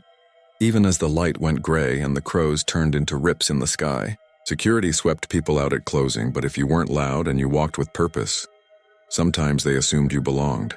I didn't make a habit of pushing my luck. I didn't have to. A few evenings not long before Halloween, Camille and I took the long way around to the lower gate and found it locked. The upper one had been locked a few minutes earlier. Paris does that to you, gives you the clock and takes the time. A guard waved. We waved back. Henri, who must have been assigned to some last task near the head office, came down the path with a ring of keys the size of a salad plate and let us out. Be careful, he said. Between midnight and 1 they ring the bells to keep the living away. I thought he was making a joke. He wasn't. He stared above us as if someone was standing on the wall and then walked back into the dark like he hadn't finished his sentence. Camille and I didn't speak until we were in the street. It was colder there, what did he mean? I asked. He likes a story, she said. Maybe he means the police bells once, or the church nearby. There is Saint-Germain, but it's not very near. She tried to sound dismissive, but her hand had found my sleeve while we stood there. I noticed it and then pretended not to. The way you do when something is both pleasant and out of place. The next time we saw Henry, he explained without my asking. October is a month of explanations if you know who to stand near. There was a church, he said. Once it burned in the time of my grandmother. They moved the site and they tore what they could and left what the ground wouldn't let go. But the bells, the big ones, they fell. They cracked, I think. They're not there now. There is no church there now. But anyone who keeps the night hears them. It was worse for a while. The years after the war. All the men you didn't want to bury, we buried them anyway. And the bells rang more. midnight to 1, like someone was practicing. We told ourselves it was the trams, even when the trams were not running. We told ourselves it was the wind in the metal gates, even when there was no wind. And then the worst thing is that you get used to it. That is when something has you. Camille lowered her camera and glanced at me like she wanted me to signal how seriously we should take this. I shrugged. I wanted the story to be real. Wanting something to be real is as good as believing it, at least at first. What happens if you follow the sound? She asked. Henri watched her for a long breath. He tapped his paper cup, empty now. You don't, he said. But if you did, you would find a small iron gate. Not one of ours. You would see a headstone with no name. There is only a carving there. The mouth open. It was carved like that when my father's father came here. He believed that meant the dead was singing. They used to carve that in one of the provinces, he told me, on graves of singers, but the mouth is too round. It is like a well. If you stand close, you hear breathing. Sometimes you hear it when you are still far away. It is not ours. We have names here, even for those who had none in life. We give them names. That stone isn't ours. Could we see it? I said because I make mistakes out loud. You could, yes, he said with the tone of someone explaining where you find the fuse box knowing you might hurt yourself. But you will not find it in the day.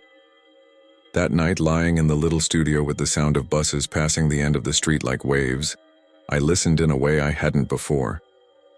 Paris is never quiet, even in the neighborhoods where shops and restaurants thin out. It hums with its own version of sleep. Between midnight and 1, I heard a sound that was not the hum. It came in a small measured way that made me think of metal echoing somewhere it shouldn't. You know the difference between what travels through air and what travels through stone. This sounded like both. I changed position. The window glass ticked in its frame. I told myself it was a late metro or the elevator in the building across the court, hauling someone up to the 7th floor. I told myself many things. When it kept time like a memory, I counted without meaning to. The next day was rain. Camille and I texted and met anyway. The rain makes the cemetery seem less morbid somehow. The stone darkens. The bronze gleams. The tourists thin and the men who sit on the walls with cheap wine vanish into cafes. We walked with umbrellas, stepping around puddles that mirrored the cypress. She asked me if I'd heard anything. I told her I had. She nodded like she had been certain I would answer that way. She had not slept well either, but for her it wasn't the bells. It was her cat knocking a glass off a counter and the sound waking something that wasn't worry and wasn't calm. We make lists of small and explainable things when we don't want to talk about the big one hovering over both of us. We found Henri and told him we were curious and that we were not reckless. He laughed once without humor. Reckless people never think they are reckless. But I will be there, if you are there. We agreed to meet at a cafe on Boulevard de Ménilmontant near the entrance at 11:30, and he would take us in. He knew all the guards by name. He would talk them into pretending they hadn't seen us. I paid for our coffees in advance because it felt like a ritual, and because I needed the courage of having done something. The day ran away and then walked back in a different coat. I did what you do before you do something you suspect is stupid. Called my mother, answered emails, washed dishes that didn't need washing. I checked the time so often the numbers started to look like a code. We met Henri as planned. He had a raincoat on that belonged to another decade, and a flashlight that looked older than any of us. "It is for theater," he said, hefting it. "If you see me use it, go the other way." The guard at the gate gave him a theatrical scowl and a nod like they had rehearsed this scene 100 times. We slipped in with the last of the legitimately delayed families and moved up the main avenue. The cemetery felt different in the evening. The pigeons were louder. A police siren far beyond the wall pulled a thread above us. Camille walked close to me but didn't take my arm this time. We were being brave. We had someone older with us and therefore felt licensed. The lights at the maintenance yard were on, a rectangle of white that looked wrong wrapped in all that black. Henri took us past it and onto a narrower path. He didn't take the main lines. He cut right and left along alleys I didn't know, through divisions with low numbers and then high. The ground rose. I kept waiting for him to put on his flashlight. He didn't.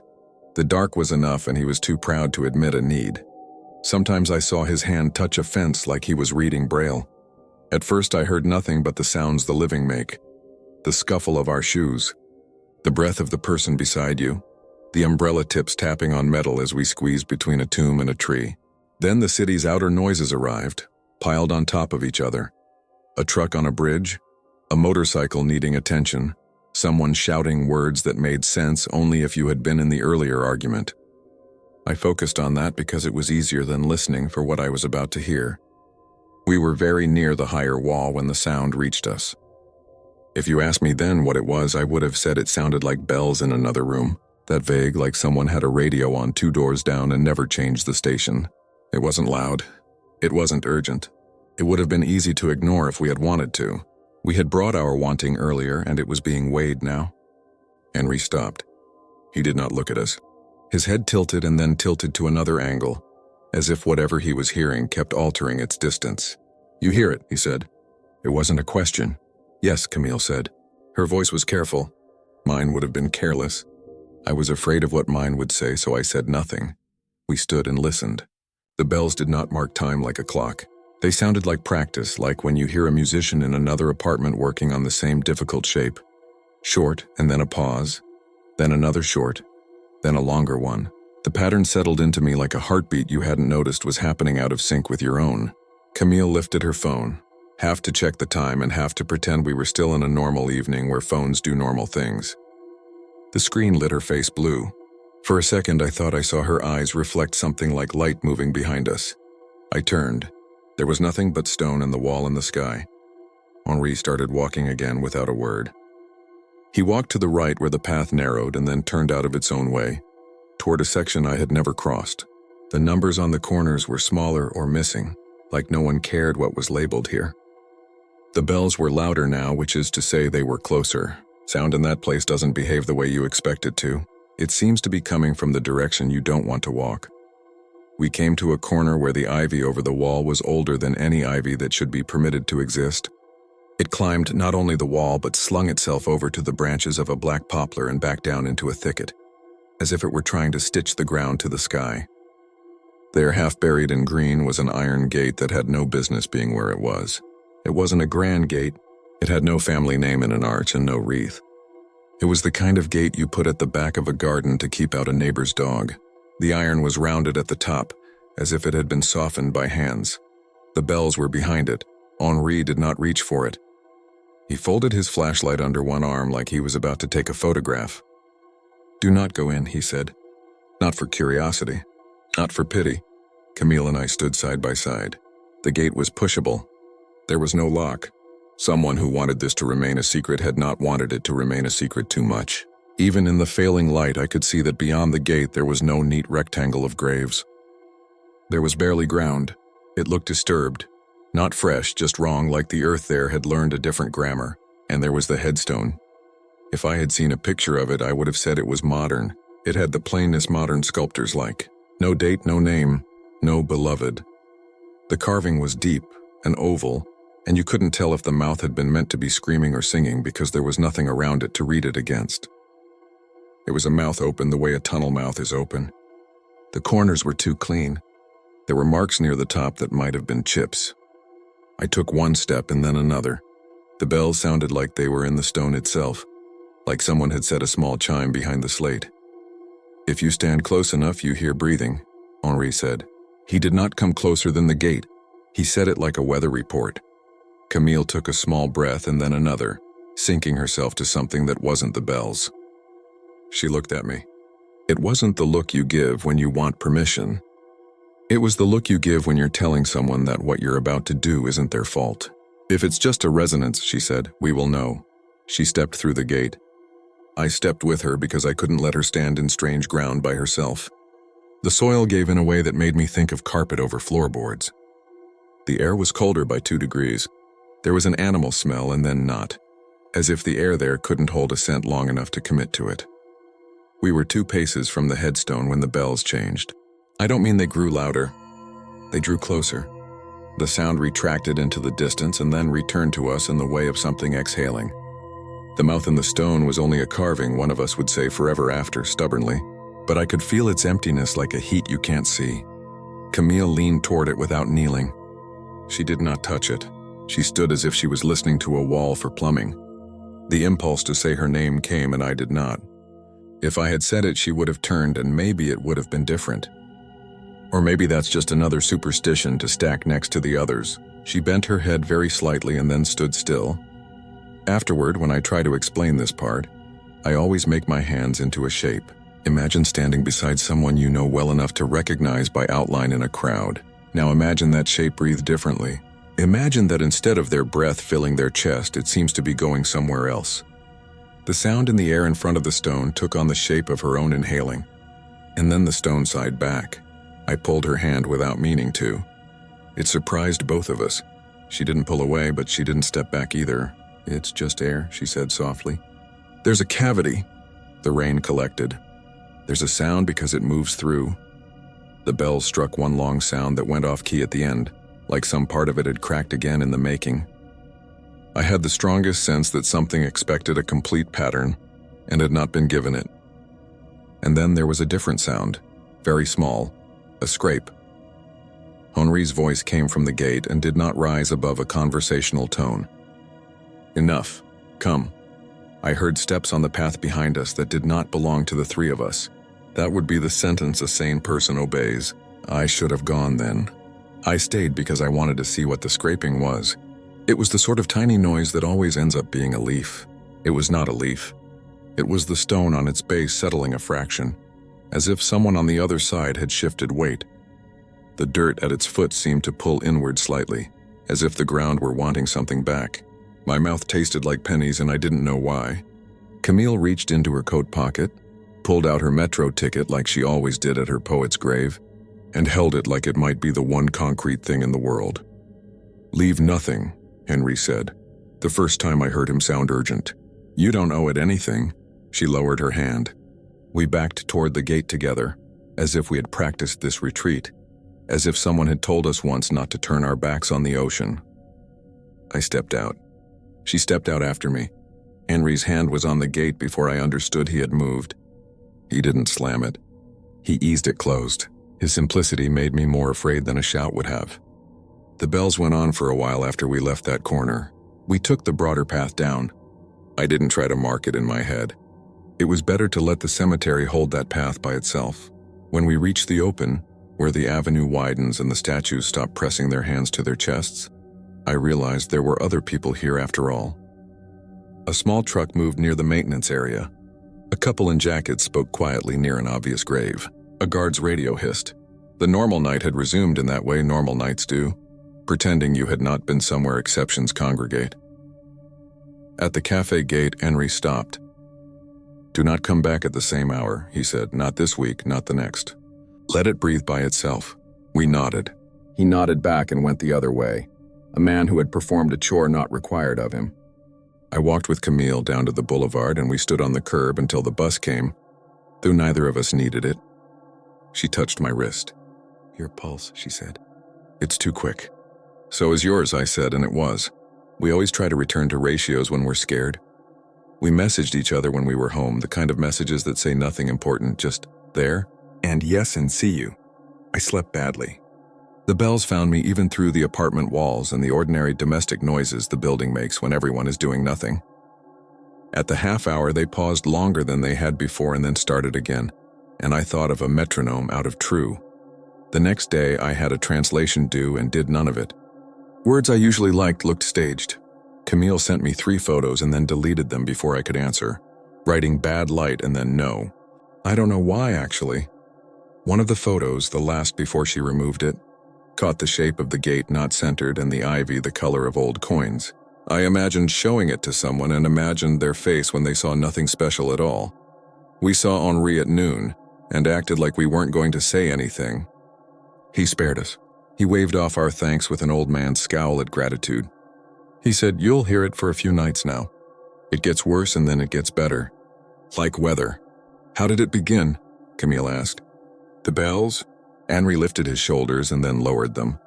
A Frenchman's shrug that caught all the helplessness of someone who has had to settle for untrue explanations because the true one won't be told. "This hill used to be another hill," he said. Before the cemetery, there were gardens and a convent and a few trees that belonged to no one. The bells were for prayer. The bells were for fire. The bells were for warning. When they took the bells down, it took the need out of the city but left it in the ground. That is as good as anything. He was trying to reassure us, and it didn't reassure. Because he had said it in that tone, the tone of someone who knows something's roots go down deeper than he can reach with speech. That afternoon, I walked through the smaller cemetery at Montmartre to prove to myself there were graves that felt like ordinary grief, not returned mail. The stones there are different, the shadows longer. I felt better and then worse because I felt like I was cheating on a place. The next night I didn't plan to go back. I wanted to be a person who hears a story told to him once and respects it. At 1:45, the city started moving the way a room moves when someone stands up to leave. I put on my coat. Camille texted me a single word. "No." "Okay," I wrote without fancy punctuation. I turned off the phone. It buzzed again anyway. I didn't check it. I lay on the bed with the lights off and tried to listen only to the refrigerator's small animal complaints and the upstairs neighbor's sink. The bells were careful this time. They approached like someone testing a step. I waited them out. At one, they stopped. I felt stupid for being proud of that. The following day, Camille didn't answer my noon message. That was normal for her on days she worked in the studio. She needed blocks of silence. At 5, I walked to the cemetery and waited at the gate the way someone waits for a friend who might be late because trains love to be. Henri wasn't there. Camille wasn't there. The sky was a length of dirty wool being pulled thinner and thinner. I went home and sent a "you good" message and then another. The kind of messages that carry more weight than they should just because they exist.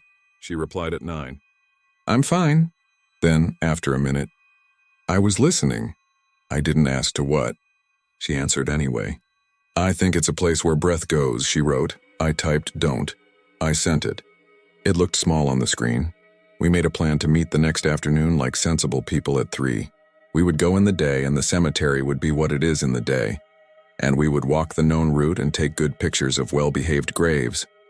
We would bump into Henri and let him scold us into forgetting we were children.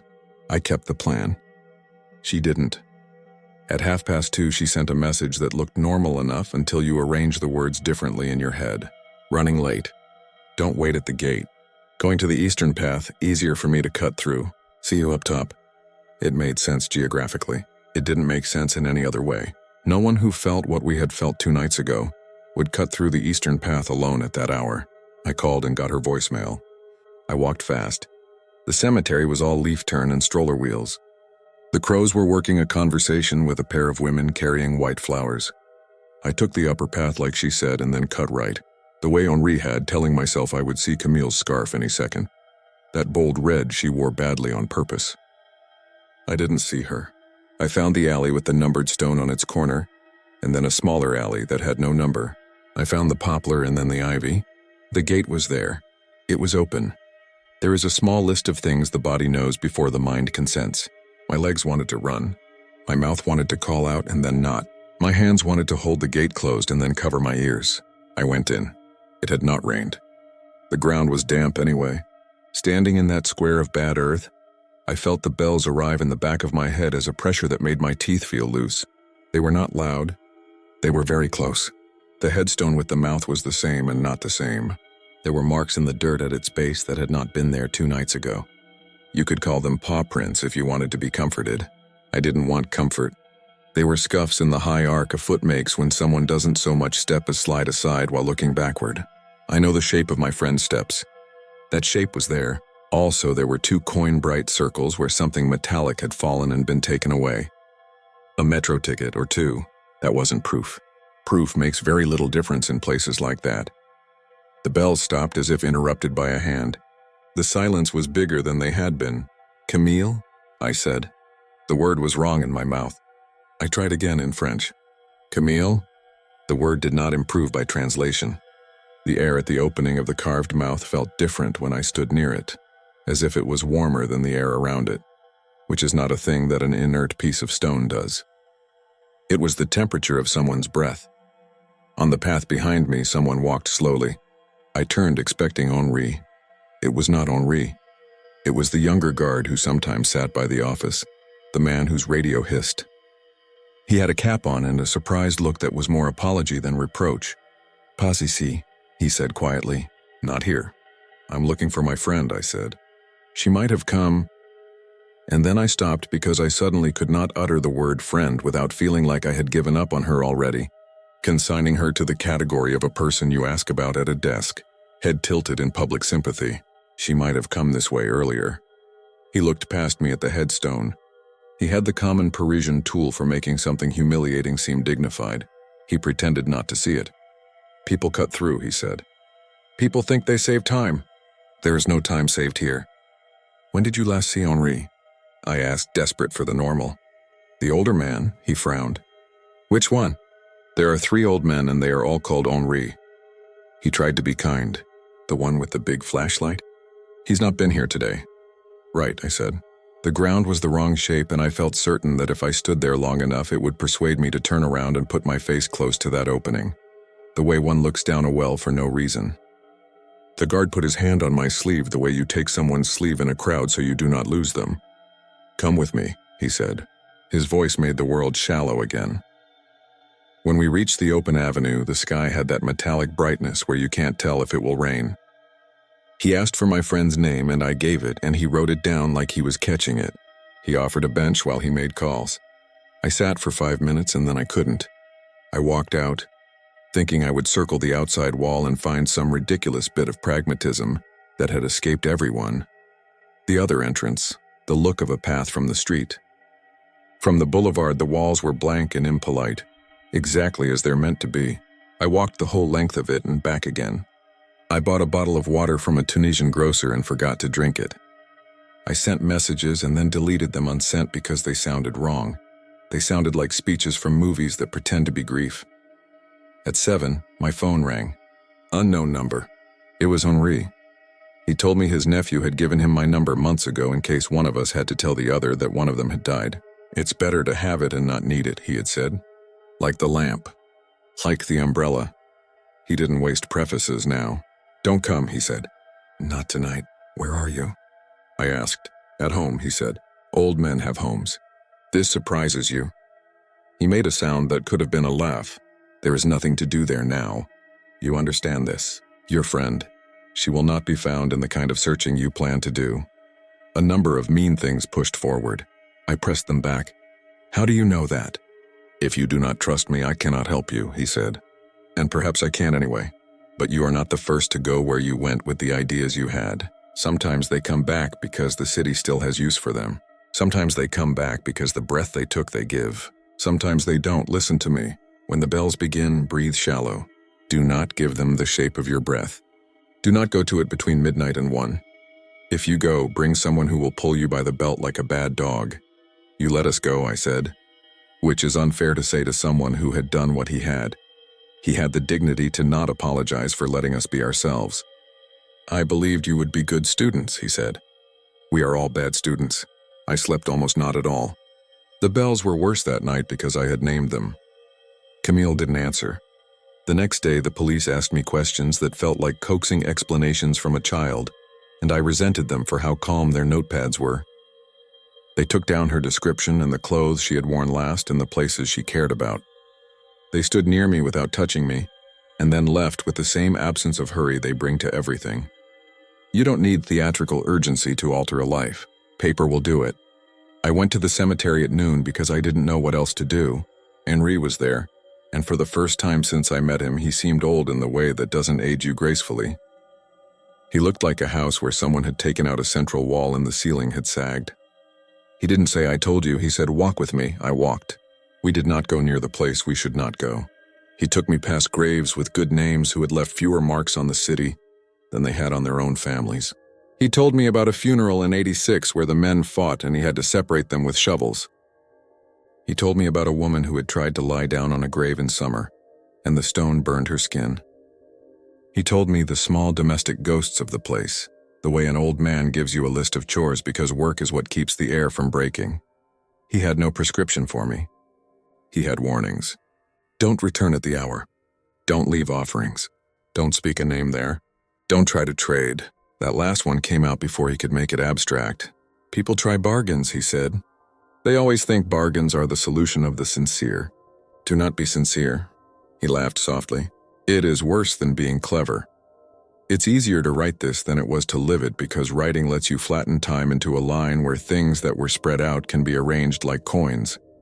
After 3 days of waking at noon and not eating and then eating 2 croissants at 10 at night, after 4 days of answering messages from her classmates and then telling them not to go looking, after 5 days of watching her social media become a place where strangers left candles, I returned at midnight. I could say I went to disobey him. More honestly, I went because there was a mathematician's part of my brain that wouldn't shut up about sequence. The bells had a pattern and patterns yield. I told myself I would stand near the big roadway and just listen and count and learn and leave. The body is very good at turning just into also. The guard on duty wasn't the young one. The older one with the mustache was there, and he saw me and put his hand up and then kept walking like we had both agreed not to see one another. I stood in the nice, honest open where the statues looked like military men, prepared to be admired by the men they outlived. The bell started on time. I closed my eyes. There is a thing that happens in music when a note you expect doesn't come, and your ear supplies it, and then the note after makes your ear feel foolish. It is a pleasant feeling in a church. It was not pleasant here. The bells moved their long note earlier. My ear leaned and fell and leaned again. I did not count. I thought I was counting.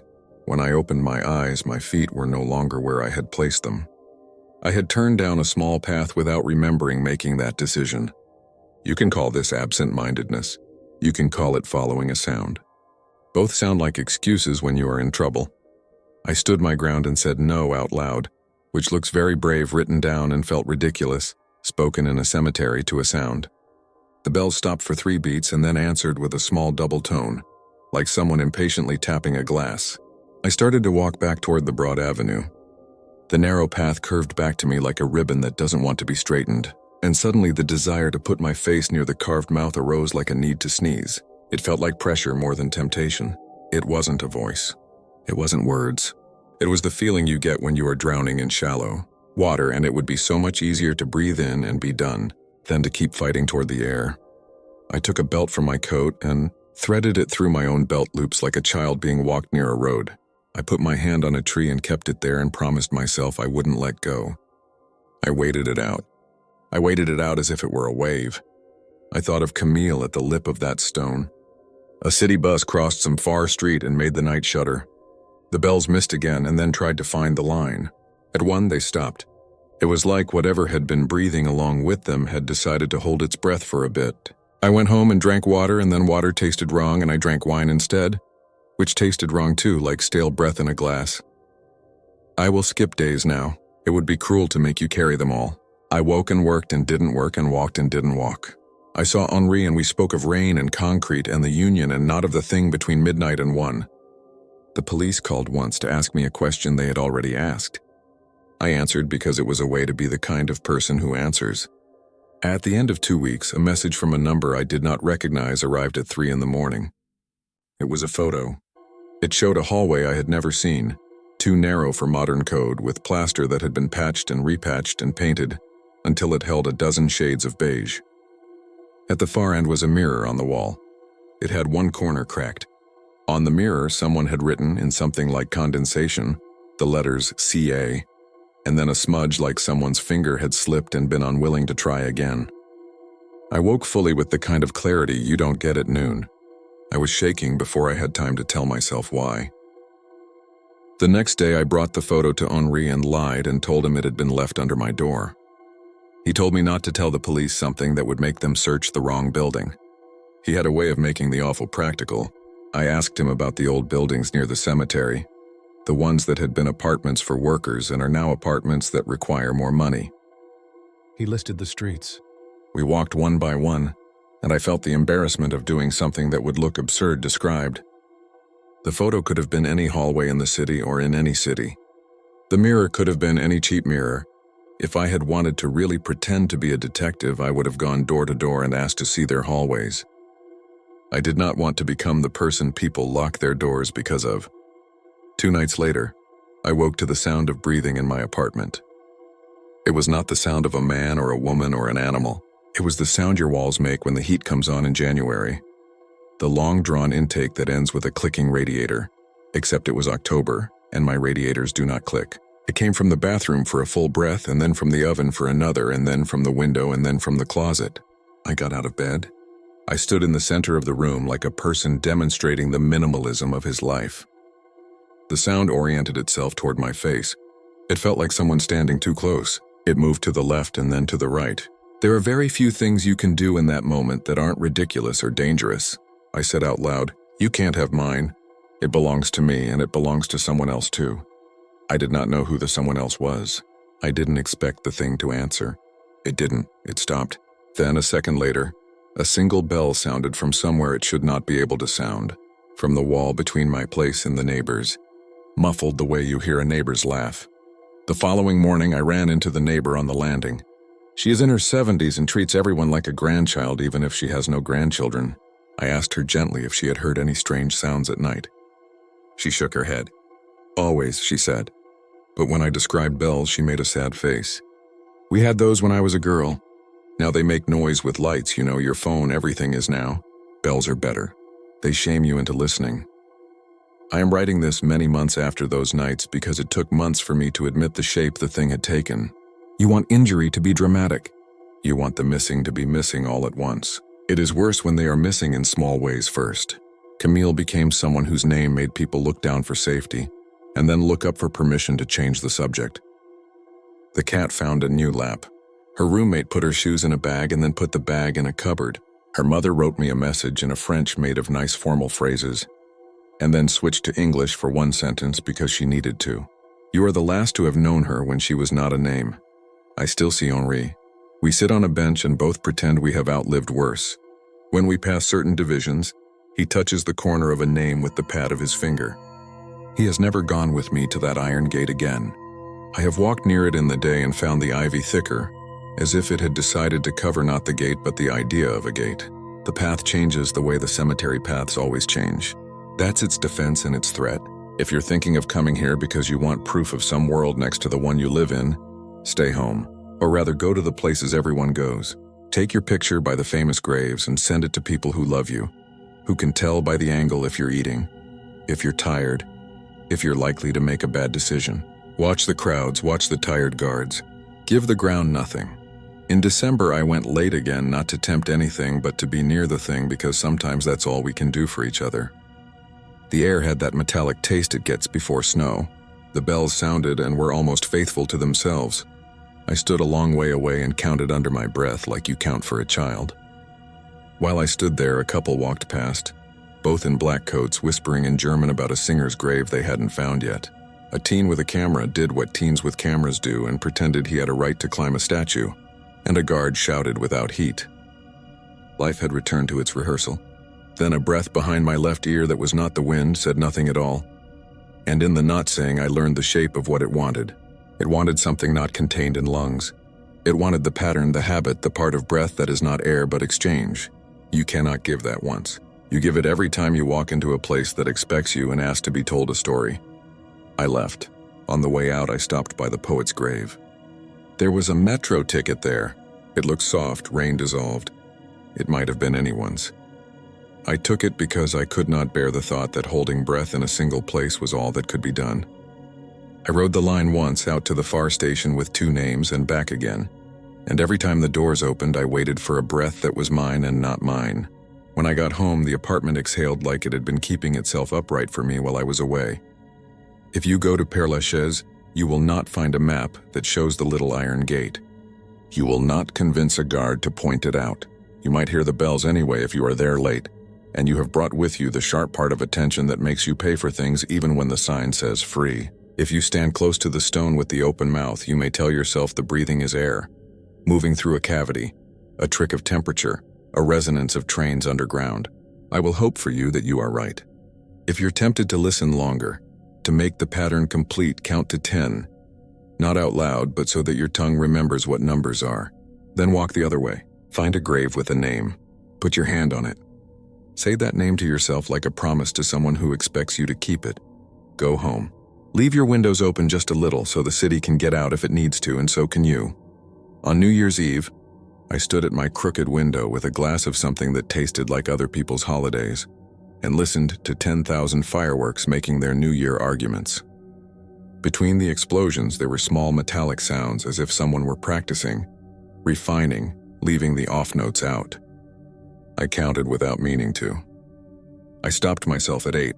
I said Camille's name, and then I said it in another language, and then I said it with no sound at all. I didn't hear an answer. I heard breathing. It wasn't in the walls and it wasn't in the room. It was as if the city itself had leaned against my building to rest a moment before going off to wherever cities go when they need relief. I did not give it mine. I turned on the radio. A stupid song played, one you would never leave at a grave. I put my glass in the sink. I slept. This morning, while I was writing this, the oven made a small intake of air and the window answered with its own. It sounds like a house. It is a house. The bells will ring again tonight. There is no church. There is an hour. There is a gate where you don't need a key and a stone with a mouth that will never close. If you stand close enough, you will hear breathing. Perhaps it is your own. Perhaps it is the hill teaching you how to do the thing it cannot do. Either way, the rule is the same as it has always been for any breath in any body in any city.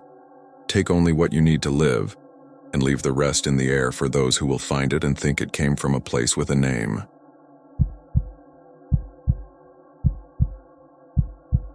I'm not superstitious. I'm not brave either. I'm the kind of person who reads the signs on a hiking trail and actually follows them. That's why what happened at Okuno-in still bothers me. It felt like I did everything right until the moment I didn't, and that one small choice keeps echoing in the quiet parts of my day.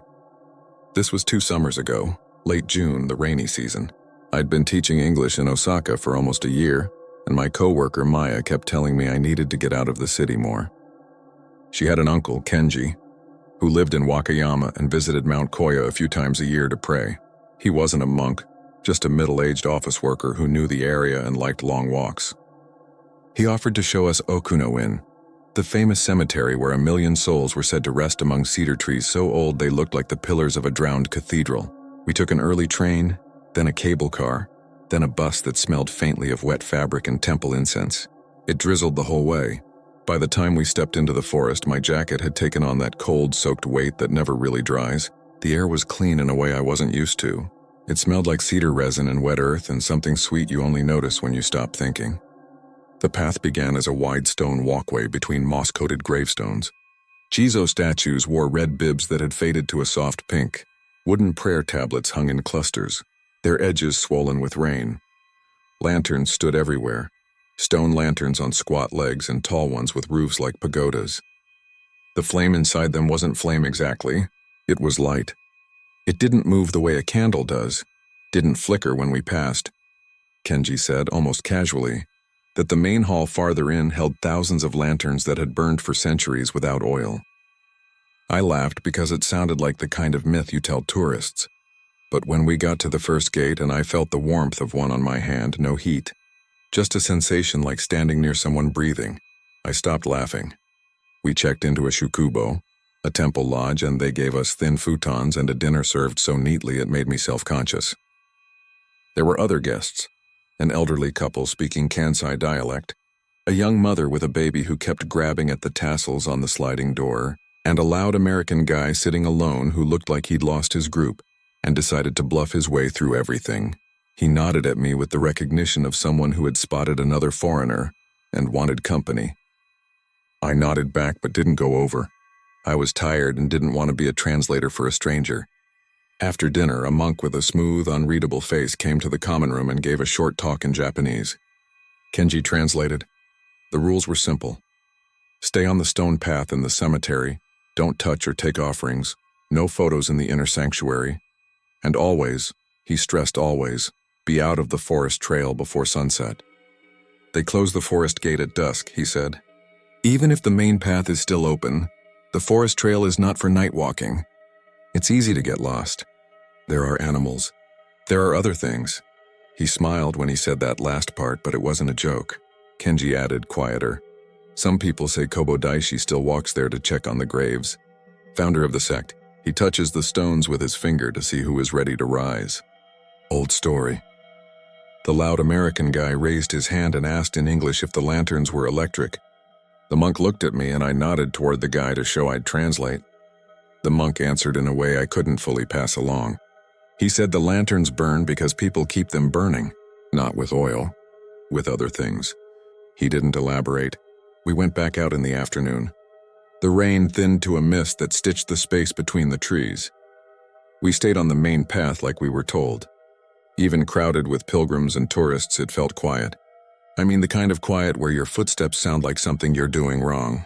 There were fresh offerings everywhere. Apples, a bag of rice sealed with twine, a folded letter in a plastic sleeve. Kenji said offerings rot or turn to ash quickly here, so people bring them and leave before it happens so they don't see. I noticed a single wooden bead lying in the moss by a cluster of small stones. It looked like it had snapped off a mala, a prayer necklace. I picked it up without thinking and rolled it between my fingers. Maya saw me and said careful, but I was already putting it back. I want that part on the record. I put it back in the moss. Whether I put it exactly where it had been, I don't know. It's a strange thing, but the second I let it go, I couldn't remember the exact dent it had made in the moss. A few steps later, I looked down and realized somehow that bead was in my pocket. That sounds impossible, I know. But I reached in and felt it there, warm like it had been in someone's hand. I decided I'd drop it in the next donation box and ask forgiveness in the form of coins. We stopped at a tea stall where steam clouded the glass, and the woman behind the counter didn't look at anyone directly. She served us sweet hot tea and a tray of mochi. The American guy was there too, flipping through his phone with a "look what I got" grin. He had photos from beyond a rope barrier. "They can't stop you," he said to me. "It's a public place." He introduced himself as Mark and asked if we were staying the night. He told us he planned on coming back after dark. "That's when you get the real stuff," he said. "Long exposures with the lanterns, the fog, maybe a monk or two viral." Kenji leaned in and said quietly, "Don't go after dark. The forest changes its mind about what is a path." Mark smirked. "You sound like my grandma. It stayed bright until late, as summer does there. After evening prayers, I tried to sleep and couldn't. The sound of rain is supposed to be calming. It wasn't. The bead in my pocket felt like a splinter in my thoughts. I got up for a drink from the vending machine in the hallway. When I slid the door open, cool air moved over my bare feet. The hall light hummed, and I saw Mark walking past, wearing a rain shell and a headlamp. "Don't," I said before I had time to decide to say it. He grinned. "You coming?" I shook my head. He kept going. I watched him disappear down the steps into the courtyard where the gravel looked like black sugar. I stood there too long, indecisive, and then I heard Maya's voice behind me. "You're not really thinking about following him, are you?" I said no. She looked at me like she was tired of me pretending I didn't want to. "You're going to worry all night. Let's at least walk to the main gate and make sure he's turned onto the paved path." I wish I had said no again. That's the choice I keep replaying. We didn't tell Kenji. I put on my jacket and shoes without socks, and we slipped out. The courtyard lanterns made pools of milkish light that didn't touch the edges. The forest had that night smell, wet and sharp. The main path to the cemetery still had a few visitors heading home. We passed a police box where a board officer glanced at us and looked away, and then the foot traffic thinned. A bell clinked somewhere in the trees, a small one, like the kind tied to a walking stick. We found the turnoff for the forest trail. The rope across it had a sign in Japanese and English, "Closed at sunset." We were about to turn back when we saw the smear of Mark's headlamp moving through the trees beyond.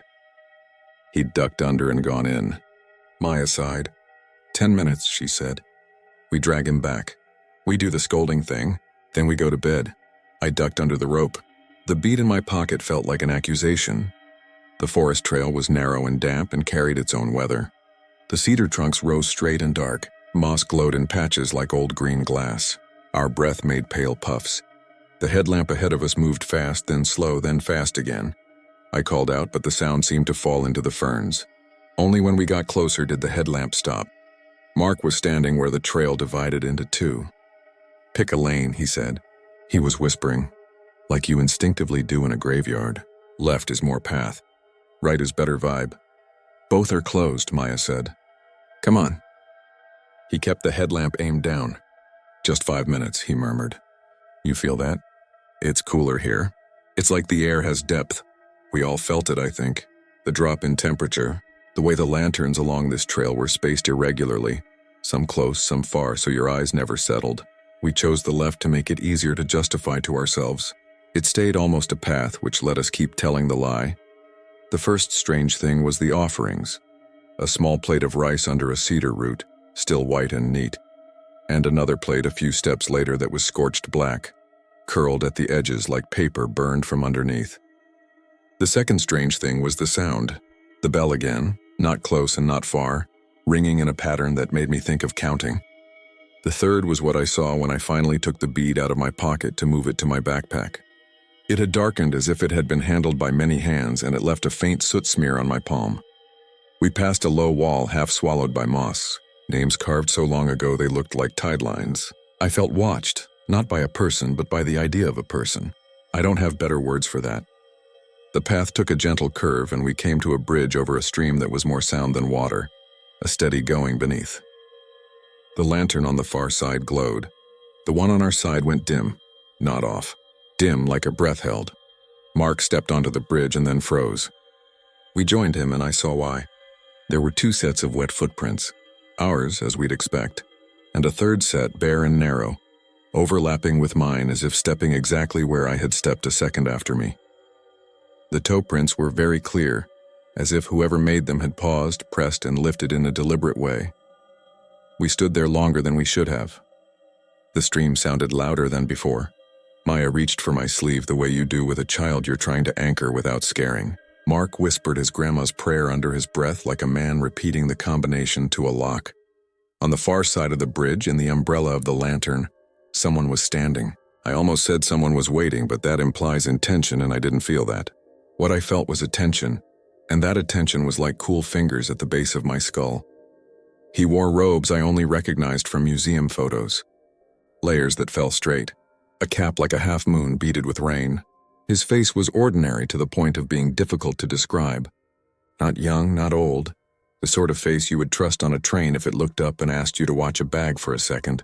He held a staff but didn't lean on it. He lifted his free hand and with one finger extended, he reached down and touched the smooth top of the stone beside the lantern. He left his finger there, just enough to rest the weight of his mind on the stone.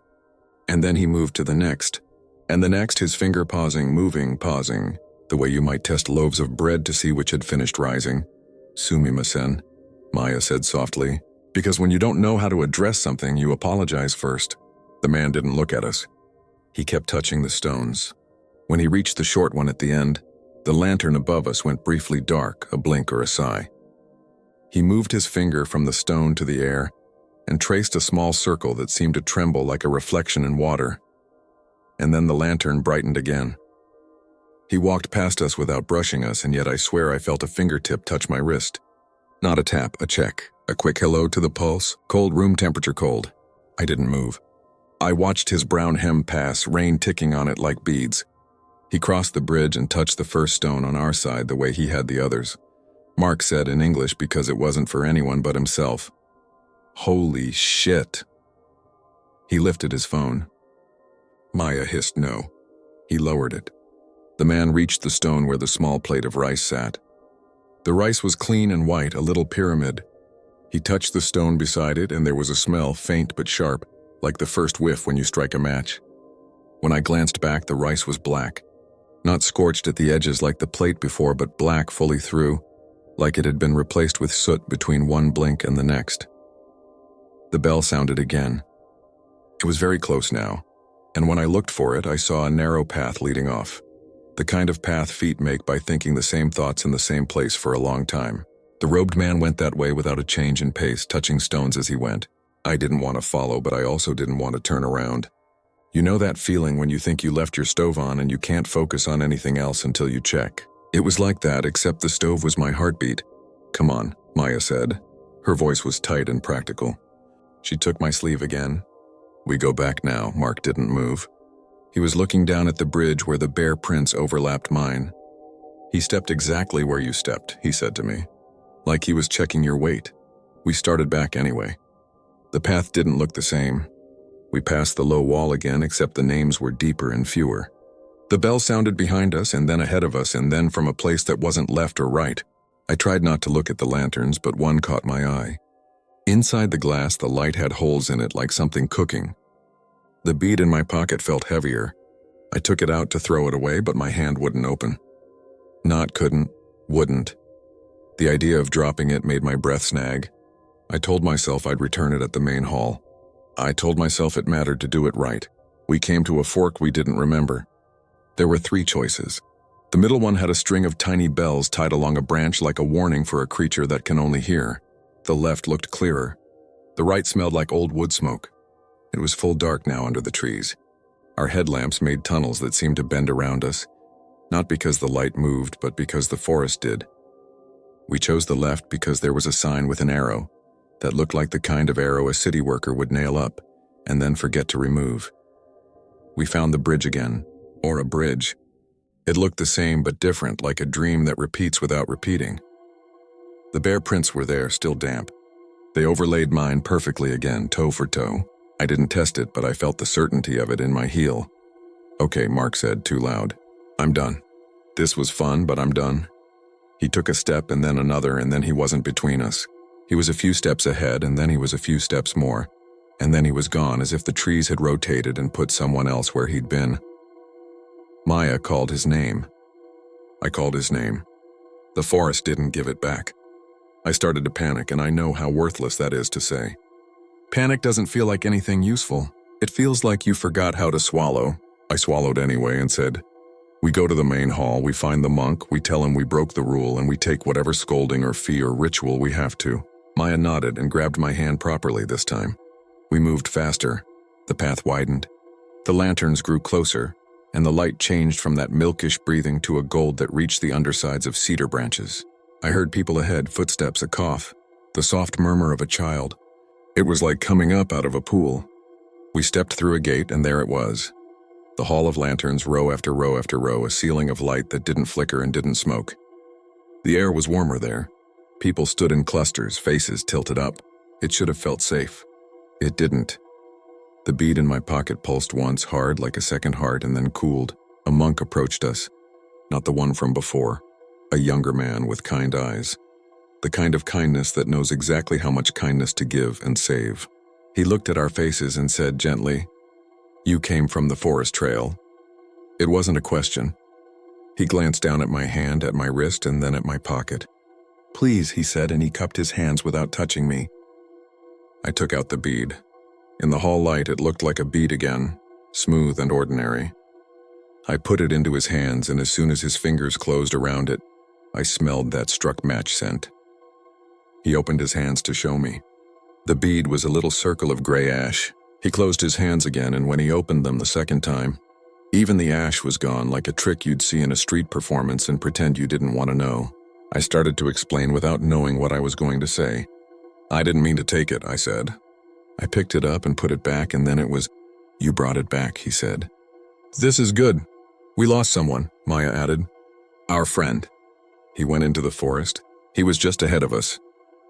The monk's face shifted, not with surprise, but with the acceptance of what is being added to the list of things to do. "Describe him," Maya did. The monk nodded once. He looked over our shoulders, past us, to the rows of lanterns. One near the far wall eased darker, just a shade, the way the light in a room changes when someone you love is about to stand up. He looked back at us. "Sometimes people find a different gate," he said. "We will look." He asked for our names. We gave them. He asked for our lodging. We told him. He told us to go back and rest. He said very clearly, "Do not return to the forest tonight." We obeyed. Outside, dawn was far away, but committed to the idea of arriving. On the way back, we passed the police box again. The officer stood straighter as we approached and then relaxed when he recognized the monk walking a few paces behind us. He asked a few short questions. The monk answered in the calm, efficient tone of a person who has a rhythm to these nights.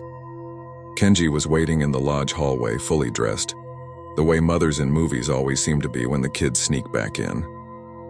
He didn't scold. He just put a hand on my shoulder and guided us to sit. He made tea that tasted like it remembered a fire. When I rolled up my sleeve to rub away goosebumps, he saw the pale print on my wrist. It looked like someone had pressed a fingertip there and left a mark without pressure, without bruise. He touched it with the back of his knuckle like it might be hot. "Don't cover this," he said. Let it fade. We slept in snatches. At breakfast, nobody mentioned Mark. The American guy's chair was empty. The young mother's baby slapped its palm against the low table and laughed like bells. The elderly couple whispered over their miso. The world kept doing the small things it does to show it will continue after you. We waited until mid-morning and then went to the office to ask carefully about our missing friend, though friend wasn't true. The woman at the desk listened. She made a call. She said the officers were aware that a search would continue on the paths and down by the stream, that hikers sometimes turn up at trailheads, embarrassed. We left our numbers. We looked at each other without saying the thoughts that had found seats in our heads. Back in Osaka that night, I emptied my pockets on the small dish by my door. Coins, train ticket, a folded napkin with the name of the tea stall. I set a bowl of rice to soak for the next day because the habit of cooking simple food made me feel ordered. In the morning, I didn't have rice. I had a bowl of gray flakes that dissolved when I touched them, and the smell that rose up was the memory of a match. I didn't tell anyone that part. I didn't want to hear myself say it. 2 days later, A message went out in the lodge's group chat asking if anyone had photos or videos from that night. The phrasing was careful. "If you captured anything in the cemetery, please share with the police." Kenji forwarded it to me and then called to say, kindly but with the finality of a closed sliding door, that I should delete any photos from the forest if I had them. I didn't. I had one picture Maya had taken of me on the main path, smiling like a person who thinks a rule is a suggestion. In the photo, a man in brown robes was passing behind me. If I zoomed in, his hand was raised slightly, one finger extended like he was about to tap someone on the shoulder to ask for directions. The finger lined up with my wrist. The shadow there was wrong. It curved where no shadow should curve. They didn't find Mark. The official story was that he likely left the area early, caught a bus, moved on. I wanted to believe it. I went through the steps. I imagined him posting later with a caption about how creepy it had been, how weird the whole no oil in the lanterns thing was, how the monks needed better signage. I tried to picture him looking at his photos of us and choosing not to text. It didn't fit, but I put it on like a jacket anyway because I had to go to work and correct textbooks and laugh with kids who asked me to say the word squirrel. The mark on my wrist faded by the end of the week. It didn't bruise, didn't ache. It was simply there and then less there and then gone. Only gone isn't accurate. Sometimes when the apartment is quiet and the refrigerator is the only machine making a sound, I feel a touch on the same spot, quick and polite. A check rather than a claim, like someone keeping time with me. I've tried to trick it by holding my breath or counting faster or slower. The touch doesn't match my games. It matches my truth. It feels like counting from the outside in. I didn't go back to Mount Koya. I tell people to go because it's beautiful and because that beauty is generous. I also tell them to follow the signs, to return what isn't theirs even if it seems like nothing, to leave before sunset even if the light looks harmless. These are small things. It's the small things that matter, because they are the only things we actually control. On bad nights when rain threads itself through the city and the glass of my window goes cold, I dream about the forest trail. I'm walking between stones that look like elbows in sleep. The lanterns aren't flames. They're time. Each one is time pressed into a shape that reminds us to look. I'm not alone in the dream. A man with a staff walks ahead, and I follow the places his feet choose, not because I want to, but because they're already warmer by the time I get there. He touches each stone with his finger, pausing and moving, while I stand on the bridge and watch wet prints appear exactly where mine were a heartbeat before. When I wake up, I look at my wrist. There's nothing there. I press my own finger to the spot anyway. My pulse answers. I count 1, 2, 3, and sometimes for a breath or two, something else counts with me. Patient and precise, making sure that today I am not ready to rise.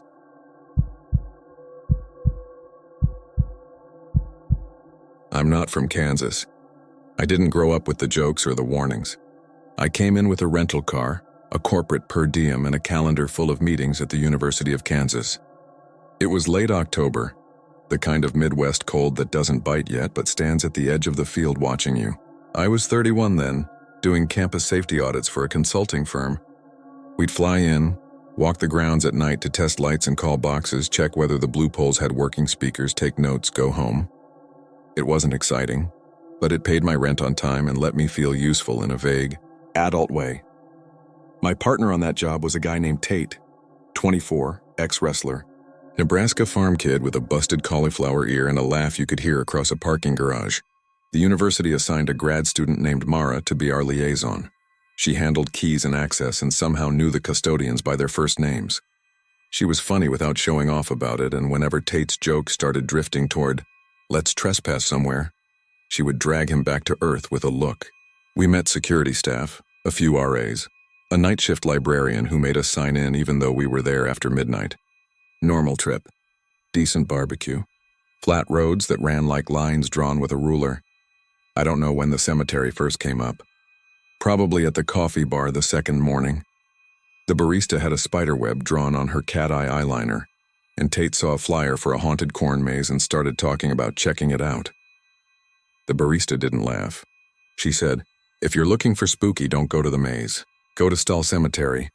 She said it in the tone people use for local restaurants you have to try, except she wouldn't make eye contact. Another customer, older guy with a KU cap, snorted and said, "No, don't, they'll call the sheriff.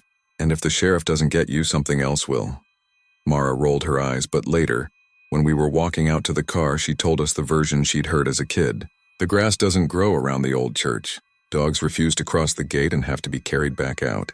There's a pit beneath the bell tower, only it's not a well. It's a stairway. It opens twice a year. No one agrees on the dates. A man once tied himself to a tree and the rope was cut clean by something pulling from below. That's how these stories start for me. Somewhere between an invitation and a dare. I told myself we'd drive by in daylight at most, snap a picture from the road, post it to the group chat, and move on. Tate wanted to go at night. Mara said she had to prep a seminar, which I didn't believe, and then gave us this half-serious warning to stay on the road and keep the car running. All afternoon, I tried to file the cemetery under local folklore and keep my head in the audit. That night, around 10, we finished checking the last residential hall. The wind had picked up. A storm was parking itself over the prairie, a slow, patient thing. On the way back to the hotel, Tate said, "It's 10 miles west." That's what the map says. 10 miles is nothing. We went. Of course we did. I told myself we'd turn around if there were signs or a locked gate. It would be like when you walk up to an old factory and see the no trespassing, and suddenly you want to respect rules again. The highway bled into County Road, then into something that only looked like a road because cars had insisted on it. It felt old talking to itself. We got lost once and turned around in a yard full of rusted equipment. A dog stood in the porch light and didn't bark. It just watched us like it was waiting for us to finish whatever we were determined to do. 10 minutes later, we reached a clearing among trees and the graveyard rose up right there on the hill, obvious as a scar. There was a chain across the gravel lot. Someone had painted "keep out" on a piece of plywood, not neat, just big and angry. A few headstones showed white shapes in our headlights. The silhouette of a ruin stood like a broken tooth. I killed the engine. We sat in the quiet a minute. The wind pressed against the car and flattened out. I don't know how to describe that kind of silence. It's not city quiet, not even small town quiet. It's wheat field quiet, which is full of sound. Distant highway whine, the tick of cooling metal. Little clicks like seeds cracking open. In that soup, the ruin was a black hole your eyes slid around. "Okay," Tate said. "So we did it, we saw it. Let's go tell the barista we saw the spooky cemetery." He was messing with me, but also saving me, because I wanted to ask if we could just get out and stand at the gate. Just stand and look, like that was somehow a different thing. "We're not hopping anything," I said. "We're technically on the road still." The chain was just wide enough to squeeze around if someone wanted. He sighed in that way he had that made fun of me and himself at the same time. And then he grabbed his flashlight. 5 minutes, he said. And if it feels wrong, we leave. We squeezed around the chain. Gravel moved under our shoes like it had been waiting to shift. There was a small posted sign with the township name, and an ordinance reference about desecration. Another hand-painted board warned of cameras. It didn't feel theatrical. It felt like the warning on the fence around a water plant. The path widened and I saw the gate, iron or the memory of iron with half its bars bent. The first row of graves sat close. Some stones sunk, some standing at military angles, names sanded off by rain. The grass was patchy. Where the ruined church stood, it was less than patchy. I'm not a botanist, but even I could see there was a square around the ruin where the ground was wrong. Thin and raw, like a skin that had been scraped and never scabbed over. Tate swung the flashlight across it and then away like he hadn't meant to point, but his hand had learned something he didn't want to learn. "Dogs," he said. He meant the part of the story about dogs refusing to cross. We listened.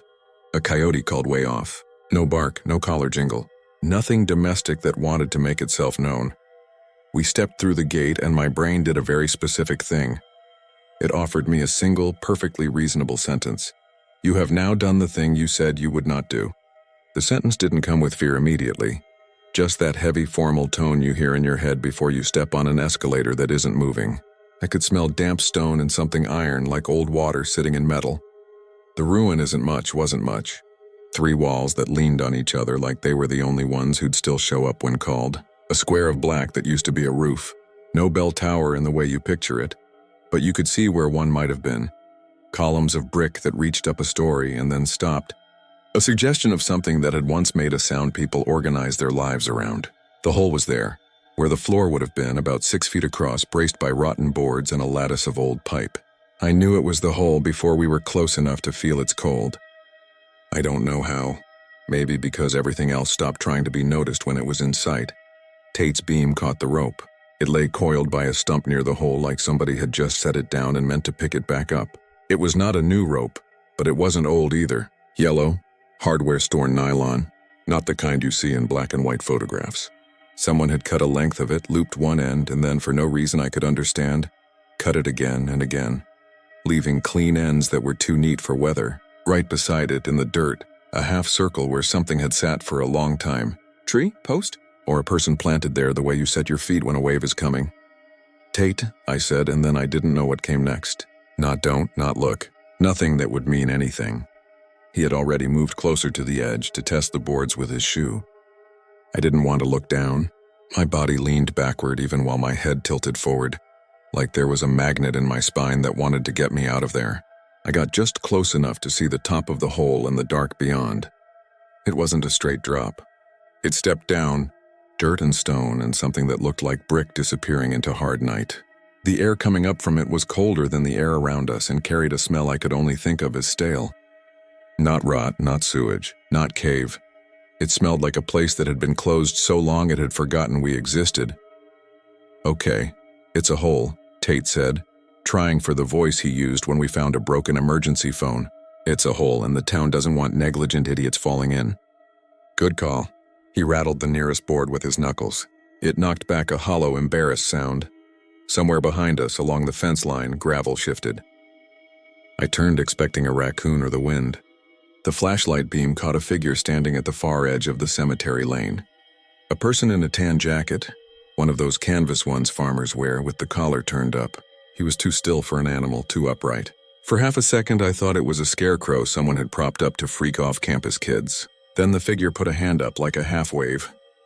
Evening, the man said. His voice carried easily in the cold. You boys need help? My mouth went ahead of my brain. We were just leaving. I felt 15 years old. Tate aimed the beam down, polite like at a traffic stop. The man walked closer. He wasn't old. 40 maybe, with a face that had been outside a lot. He wore the kind of lined denim shirt old guys wear under jackets. No hat. He stopped at a distance that said he knew exactly how far the living allow strangers to come to them at night.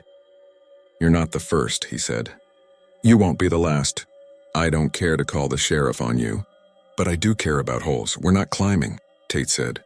We're bouncing. He was grinning the way he did at security guards, trying to signal we were on the same side. The man nodded at the hole, not at us. They keep it covered. People tear it off. They cover it again. Same as the sign. Some things like being looked at. Some things don't. Is it a well? I asked. I don't know why I asked. I think I wanted him to say yes because wells are reasonable. Wells make a church make sense. He did that little head tilt people do when a question has offended them a bit without meaning to. It stares, he said. I don't say where they go because I don't know. And if I did, I wouldn't say because then I would be a different kind of person. The wind shifted and brought field smell, like hay or damp corn. It moved over our jackets and then dipped into the hole and didn't come back out. The man put both hands in his jacket pockets and rocked once on his heels. I'm not the sheriff, he said again, but I live close. I come up when I see headlights. People bring dogs. Dog don't like to come in. People carry them. Dog don't like to be carried. All that noise for nothing. Are you the rope kind? We're no kind, I said too quickly. We're leaving now. He smiled a small smile like we had made a joke he'd heard before.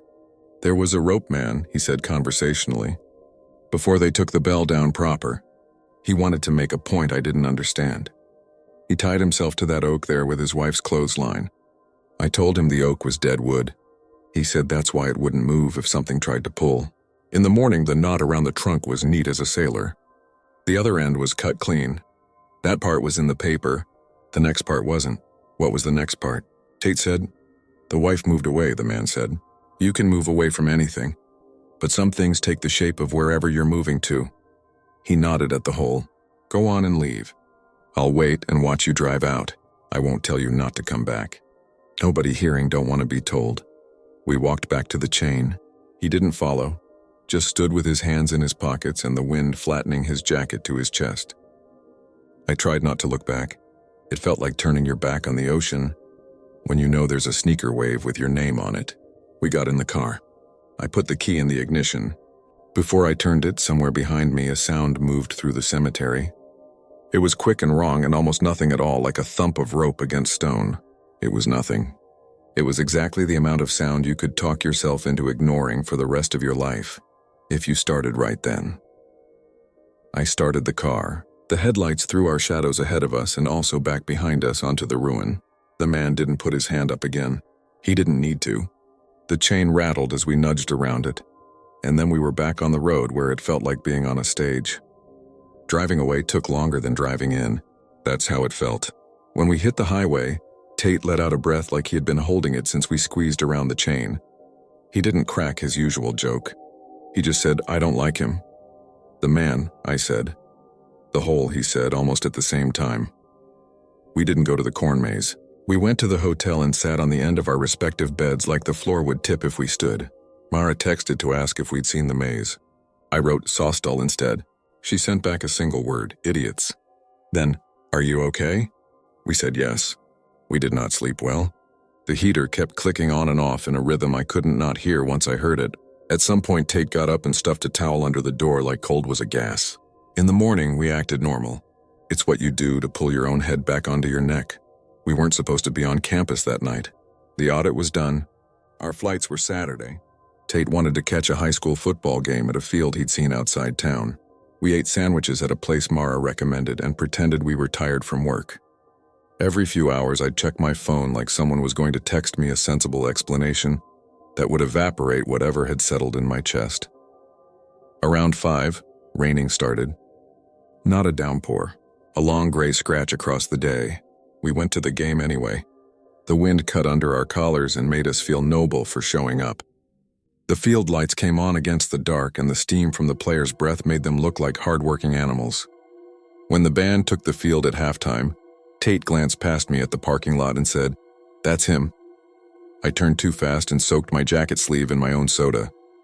The man in the tan jacket was standing near the gate to the field, hands in his pockets like last night, watching the kids in red helmets run to the locker room. He didn't look surprised to see us. He looked like someone living his life, which is somehow worse when you're trying to file a person under weird thing. It keeps them from becoming a character. "We should go say hi," Tate said, and then made a face like his mouth had said something he didn't agree with. No, we shouldn't. He didn't have to decide. The man left. He didn't look back at us. He cut through the parking lot like a person who had a truck you knew by sound. The odd thing was, I didn't hear an engine start. Maybe the rain swallowed it. Maybe he walked home. Maybe half the pickup trucks in Kansas are made out of wind.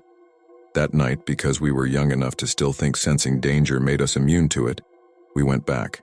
Not because of bravery, because of a hole in our heads that felt exactly like the hole in the ruin.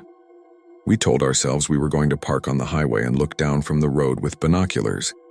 We told ourselves we wanted to see if the boards had been moved. We told ourselves we wanted to prove the man was just a man and the rope was just rope. Mara offered to come. I think the thought of us going out there again without her bothered her in a way she couldn't calendar.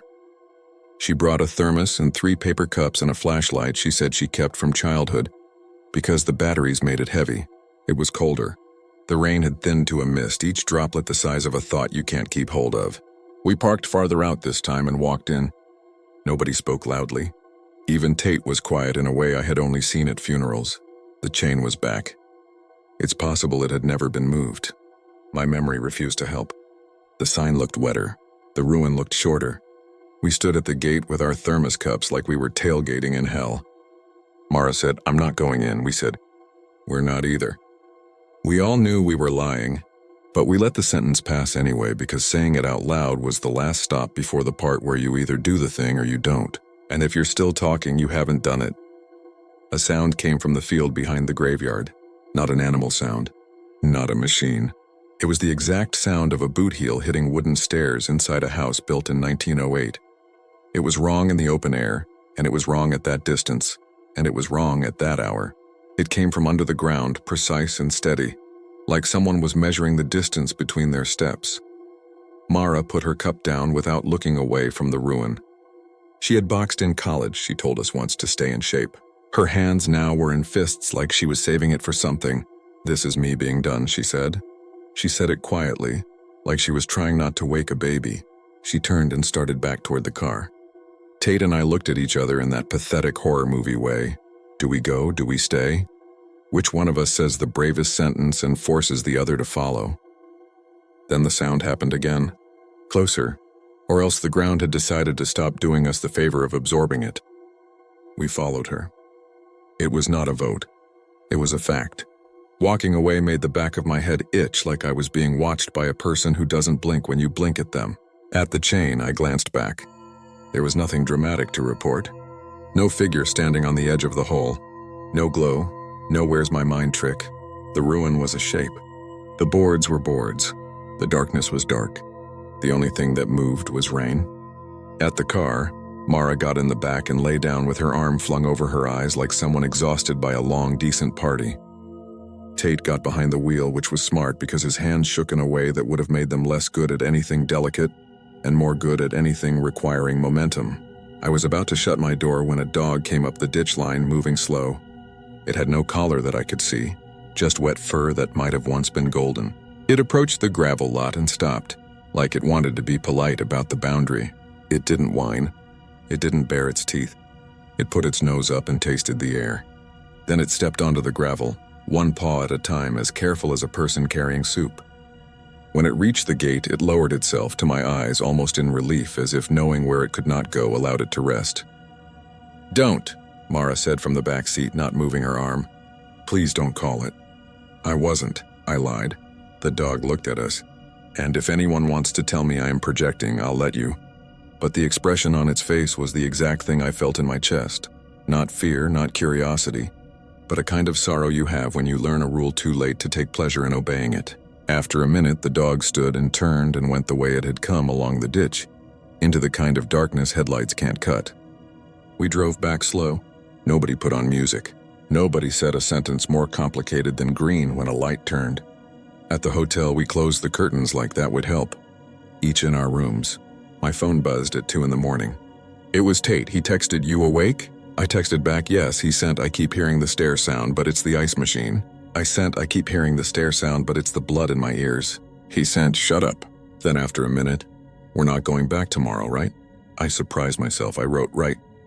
A second later, he wrote, "Right." I put the phone face down and thought, all the times in my life I ignored the part of me that was trying to take care of me because I wanted to have a good story to tell. I promised that part I owed it this one. Saturday, we dropped off keys with Mara and pretended it had been a normal work trip. She hugged us both quick, like you hug people you don't know if you'll see again. She didn't bring up the cemetery. We didn't either. When we pulled onto the highway to the airport, the sky over the western hills was a banded gray that looked like it had been shaved with a straight razor. On the rental car shuttle, an old man with a University of Kansas jacket asked where we were from and whether the barbecue was better than wherever we were. He had that Midwestern warmth that can be a shelter or a trap depending on what you bring into it. We buckled into our flight. The wheels lifted. Kansas flattened itself under the wing like a map someone forgot to fold. I slept half the way to Denver and dreamt about stairs that went down and never turned. And at the bottom, instead of a room, there was just more down, folded so tight it looked flat. If the story ended there, it would be the kind of urban legend you hear over beers on a deck in June. But about a week after I got home, I started waking at 3:17 a.m. Not every night. Not in a pattern. But enough that I began to notice the number the way you can't stop seeing a certain model of car after you test drive it. I'd lie there, the exact right temperature under the exact right weight of blanket. No one in the apartment above me moving, and I'd hear what I would have sworn on my job was the sound of a foot on a stair. It's a domestic sound. It's the opposite of a horror sound. It should calm you because it's the sound that means your mom is coming up with the laundry, or your roommate is going to bed. In an empty apartment, it just has to be pipes. It just has to be wood cooling. It just has to be everything it probably is. But it came in a rhythm that asked to be counted, and when I tried not to count it, the counting happened anyway. I bought a white noise machine. I moved it next to the door. I told myself the machine was for living near a hospital. The machine made a perfect, even surf sound that made me feel like I was in a catalog. The stair sound moved under it like a second river under a first. I told myself I was anxious because of work. I told myself I was hearing my own blood. I told myself that if I ever went to Kansas again, I would drive a different route, stay at a different hotel, eat at a different sandwich place. I told myself I wouldn't even text Mara. I told myself all the lies you tell that aren't exactly lies because they are trying to make the world easier to sit inside. I won't tell you that something followed me home. That's not what I think. I think I opened a door in myself that was shaped exactly like a door in the world, and I didn't close it properly before I left. Some doors you can't slam. Some you have to lean against until they consent to be shut. I didn't know the difference then. A month after Kansas, I was in a different city for a different audit. Tate was across the country on another job. He sent me a photo late one night from a hotel ice machine alcove with the caption, "Guess what it sounds like." I wrote back, "We're quitting and going to sell tires in Montana." He sent a bunch of laughing faces and then after a while one message. Not a joke, but okay. We still work together sometimes. We don't talk about Kansas because you don't have to. When we land in a new place now, we check in with each other in small ways. "You sleeping okay? You bring the heavy flashlight? We're not the rope kind, right?" We say it like a joke and let it be true anyway. Every so often I get an email from Mara with a link to a news item. Vandalism overnight at a rural cemetery. Sheriff advising public to stay away. Township meeting about installing more fencing. Debate about historical preservation or about whether a structure is historic if everyone moved what made it special out of town.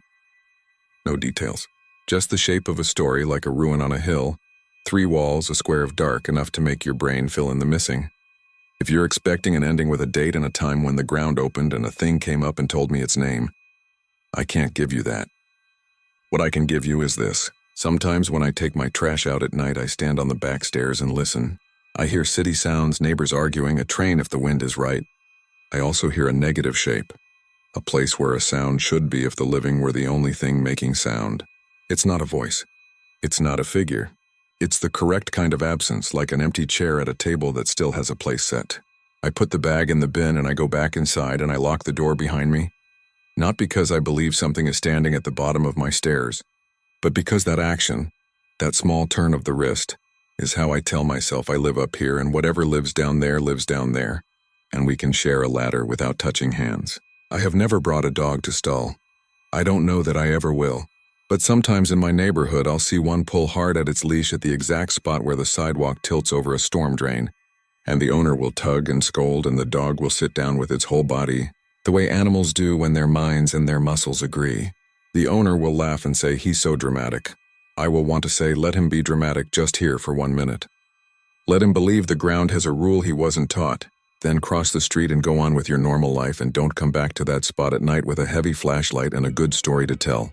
I know people online argue about the dates, make lists of equinoxes and 6-month intervals, count the Fridays that happen on 13s. They argue about whether the old church was ever really a church, about fires and demolitions and fabricated photos of a bell. They argue about whether the sheriff is too quick to ticket or too quick to look the other way when teenagers climb. I stay out of those threads. My life is already shaped like a set of stairs I have to go up and down every day, and that's enough. Twice a year, 3 times, never. Whatever the number is, it isn't a calendar number for me anymore. It's the count your body keeps when you hear a rhythm in the air and know you have to put your foot down somewhere and don't want the place you choose to give way. If you go, don't take a rope. Don't be brave in the way that makes other people tired. Park where you're supposed to, read the sign. Listen the way you would listen if someone you love were sleeping in the next room and you wanted to be the person who stopped something bad by opening a door at the right time. If a man in a tan jacket tells you he'll watch you drive out, let him. He has chosen the thing he can live with.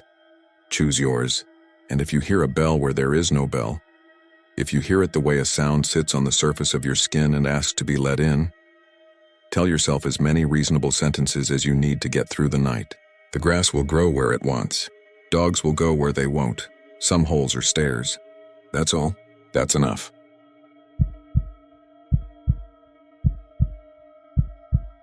I didn't plan to go to Zvikov Castle to get scared. I went because my friend Hanna told me the courtyard cemetery was older than the fortress itself, and that the light over the Vltava shifts in a way painters chase for years. I'm not a famous artist or anything. I do portraits and small commissions to pay rent and spend the rest of my time trying to paint stones like they remember who walked over them. That's the kind of person I am. I was spending the fall touring small towns in South Bohemia, staying in cheap pensions, eating potato pancakes, and writing down snippets I heard in pubs. It felt quiet enough that my brain could finally carry one thought from morning to night without dropping it. When Hanna offered to drive down from Prague with her cousin Petr to meet me at Zvikov on a Sunday, I said yes without thinking twice. We got there early. The castle sits above the place where the Otava and the Vltava meet, and the water below looks heavy even on clear days. There were maybe 20 tourists walking around. A family with 2 kids who were more interested in the stone steps than anything else, and a couple taking selfies by the gate. The air held that damp smell you only get near big old rivers. I remember the sound of our shoes on the cobbles. It felt like walking through the throat of a big animal that had long since fallen asleep. Peter is the kind of guy every town has. He knows the back doors and which caretaker is on shift and where the keys are left when they shouldn't be. He had worked summers at the castle when he was a teenager, and he knew the guide who was on duty that day. They hugged and laughed and spoke fast Czech I couldn't follow. Then Peter waved us inside an inner courtyard, toward a low fenced burial ground tucked almost sheepishly along the wall. You could walk past it and miss it if you cared only about the keep and the postcards. The cemetery isn't big. The crosses are simple. Some stones had sunk so deep that only the top halves showed like teeth in old gums. A few had dates so worn we couldn't read them. The fence is just iron posts with a chain between them and a sign asking for quiet. Past the graves, the wall rises in thick, rough blocks with seams like wrinkles. The guide told us once they had to fix a section after a winter storm, and when they pulled out the damaged stones, they found an older, different kind of masonry behind it. She said the people who built the fortress on top of this place probably didn't like what they found and covered it. The way you box up a photograph you don't have the nerve to throw away. Then she pointed to the sign about closing times and left us to wander. Hanna took out her sketchbook and sat on a low step. She draws fast, always has. I set up my easel near the fence with the feeling you get at the start of a long hike. Like the thing ahead of you has a shape you can already hold in your hands. Petr smoked by the archway and waved to a couple of guys in work jackets dragging something on a dolly. Maybe equipment for an event. The sun never really broke the haze, just pushed its way through it, and the light went flat and gray in a way I usually hate. But here it looked like the castle was underwater and the sky was a shallow river. That sounds poetic when I write it. But standing there, it was simple. It felt right. I got maybe half an hour in before my camera shut off. I use an old DSLR to take reference photos while I paint, because my memory for faces is decent, but my memory for the way shadows actually fall is not. The battery was fully charged that morning and I had a spare in my bag. The screen blinked, gave me a red icon, and died. I shrugged and swapped batteries. The second one turned on. Let me frame one shot of the far wall where the stones pooled into darker patches like wet cloth, and then it died too. I swore and laughed at the same time. Hanna looked over like she wanted to make a joke but saw my face and didn't. Peter said it's normal. He said his phone used to shut off when he got close to the old part of the wall. I asked what that meant and he pointed to a section where the lower blocks were bigger and rounder, the kind of stones you pull from a river, not cut from a quarry. He said when he worked here as a teenager, he heard his boss say the ground under the courtyard is more complicated than the maps show, that there are voids and old drains and filled wells. He said when you dig here, things shift that don't like being counted. A group tour came through and the guide's voice bounced off the walls and doubled back on itself and turned every sentence into a question. After they left, it was quiet in a way that felt too heavy for the number of people around. Sound didn't climb very high. If someone spoke at the gate, you heard it at your feet. It made me think about whispering into a jar. I painted. I tried to be a machine about it, which is what you have to be to get anything done. Light, shadow, shape, repeat. The hand finds a routine while the eye searches for something that doesn't fit. I worked the wall in layers, dry brush on wet, small strokes inside big ones. Somewhere in there, the stone started to feel like skin. That's not unusual. Stone and skin share the same tricks when it comes to light. But I saw lines emerging that didn't belong to the cracks of masonry. I saw the suggestion of eyes set too wide, a nose too flat, a mouth that seemed to hold its breath. Hanna came up behind me and said she liked the way I'd made the stones look like a crowd. I told her I hadn't. She didn't laugh. She said she was drawing a cherub from one of the grave markers and kept finding hands that weren't there. She closed her book and we decided to take a break. We sat by the low fence and ate rolls and cheese we'd stuffed in our bags. Peter told us the thing everyone tells you if you mention the castle after you've had more than one beer. He said priests from the next town won't come up here after dusk. He said one of them told his aunt that when the river is high, you can hear voices under the stone. The way he said it, it sounded like a family joke. Then he picked at the label on his beer bottle until it peeled off in one sheet, like he needed to give his hands a job. I asked if he'd ever heard anything, and he said no, but his uncle had. I asked when, and he said the year the ice came late and the water rose fast. He said his uncle was delivering supplies to the castle because a busload of kids got stuck and he was the only one with chains on his tires. When he walked through the courtyard, he heard singing. Not a melody, more like humming from far away. He thought it was the kids and followed it toward the sound until he ended up in the cemetery, looking down at his feet. He said it was the first time he felt like he'd stepped onto an old staircase in the dark and found a step missing. It's a story. Every place has one. I wasn't rolling my eyes about it because I've learned that the way we make sense of old stones is by putting mouths in them. We went back to work. That's when the first echo happened. I was washing a brush in a jar and asked Hannah to pass me a rag. A second later, I heard my voice ask for the rag again from somewhere behind the wall. It wasn't the same sound bouncing back. It was a delay you only get in deep rooms, except there was no deep room. Just the wall and the sky and the quiet courtyard. I looked at Hannah and she looked at me, and we both decided not to talk for a bit. Two women came into the courtyard holding burned-out candles in a plastic bag. They put the candles on the ground near the fence and left a little envelope under a stone. I don't know what was in it. A man walked through wearing a red scarf and speaking on his phone about roof repairs and laughed, as if whatever he was saying amended the weather. Nobody stayed long. The corner with my easel and the low fence felt like a stage built for a show we hadn't rehearsed. Around noon, clouds thickened and the light dropped, and a wind came up from the river that didn't ruffle the flags but pulled at the low grass around the graves like it wanted to lift it by the hair.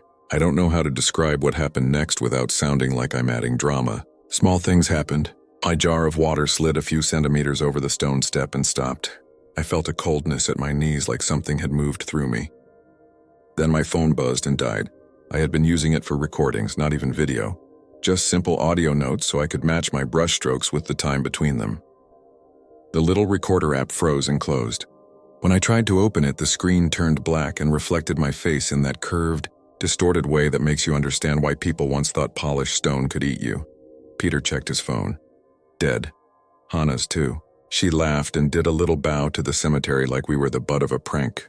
Peter said if I needed more reference photos, he could talk to Ivana, the guide, and see if we could come back after closing for a few minutes. He said it carefully, like offering a gift he wasn't sure I should take.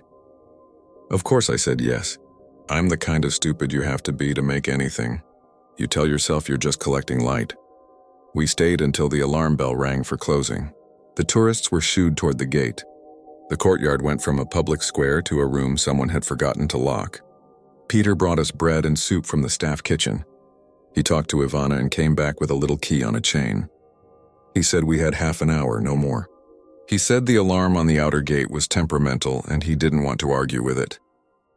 The change after the last visitor left was like closing a heavy door. The sound got denser. You could hear the smallest scrape.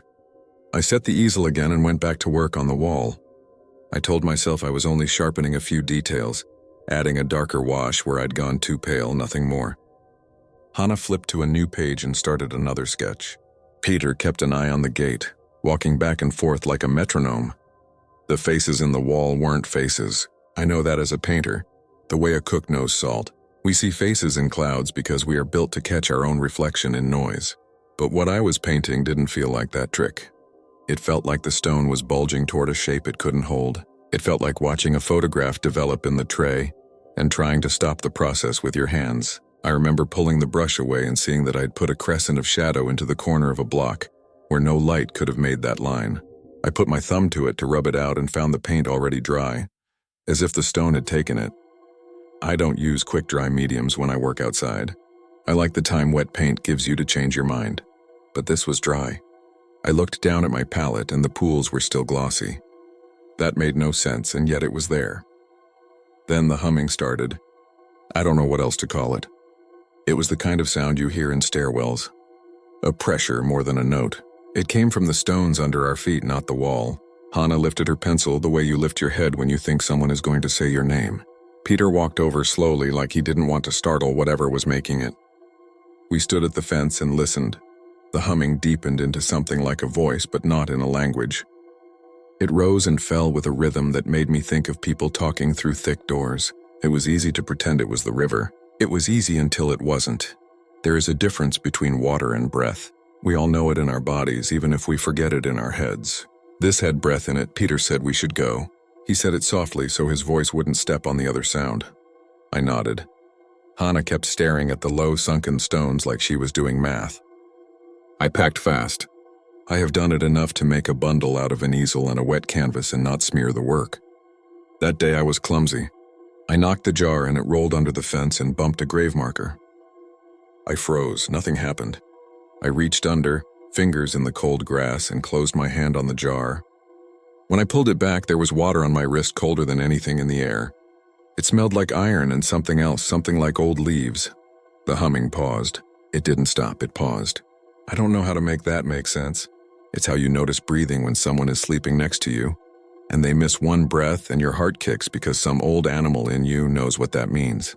Then it started again, higher this time, and I realized my chest had tightness in it like I was under the first meter of water. I swallowed and couldn't get my throat to feel right. The way it feels on a plane when your ears won't pop. We left. Not ran, but we didn't linger. Peter returned the key. He made a joke about the gate not scolding us. We said goodbye to Ivana and she told us to drive safe because a fog was coming along the river. The parking lot was almost empty. We put the things in the trunk and sat for a minute before starting the car. That is when I saw the damp handprint on my canvas. It was on the lower right corner, not over anything important, just on the raw canvas where I tape it to the board. It was a child's hand, small and spread, with a long smear where the ring finger had dragged. I didn't say anything for a second because if I said it, then it would be true and then I'd have to decide what to do with that truth. Hannah saw it and took a breath. Peter leaned in and touched the wet mark with the back of his knuckle, the way you test a window for cold. He didn't say a word. He started the car. We drove to a cheap pension in a village nearby.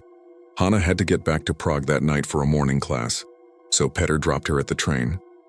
He said he would crash on my room's extra bed and drive back in the morning. We ate in silence at the kitchen downstairs while a TV in the corner played a show about renovating apartments. The old woman who ran the place put a bowl of apples on our table and told us the fog would be thick, so we should close the shutters tight. I went upstairs early because my head had a ring to it like I'd been to a loud concert, and now everything was happening 2 seconds behind. I set the canvas against the wall and wiped the corner where the handprint was. The cloth came away brown-gray. The canvas was dry. I fell asleep fast and woke up at 3:12. I know that because I checked my watch, not my phone. My phone was face down on the nightstand. The room was almost completely black. The shutters held more than they should have. I heard water. Not a sink. Not a shower. The sound was not inside the room, but it wasn't outside in the street either. It was behind the wall. You know the way you can tell where a sound is by the way your chest turns toward it without you telling it to. The water was behind the wall where I had leaned the canvas. I got up and put my hand on the plaster. It felt cool but not wet. The water kept pouring. A steady sheet, not a burst. I knocked on Peter's door through the thin, connecting wall. He knocked back and said he heard it too. There wasn't a bathroom on that side. The lady had told us the only bathroom on the floor was at the end of the hall. I moved the canvas to see if something had leaked behind it. The wall was dry. The floorboards were dry. The sound went on. I would like to say I went back to bed. I didn't. I sat on the floor next to the canvas and listened. After a while, the water sound changed. It softened and filled with little clattering noises like pebbles shifting in a current. Then for a few seconds, it had voices in it. I couldn't make out words. I could hear the effort of them. It made my throat ache in sympathy.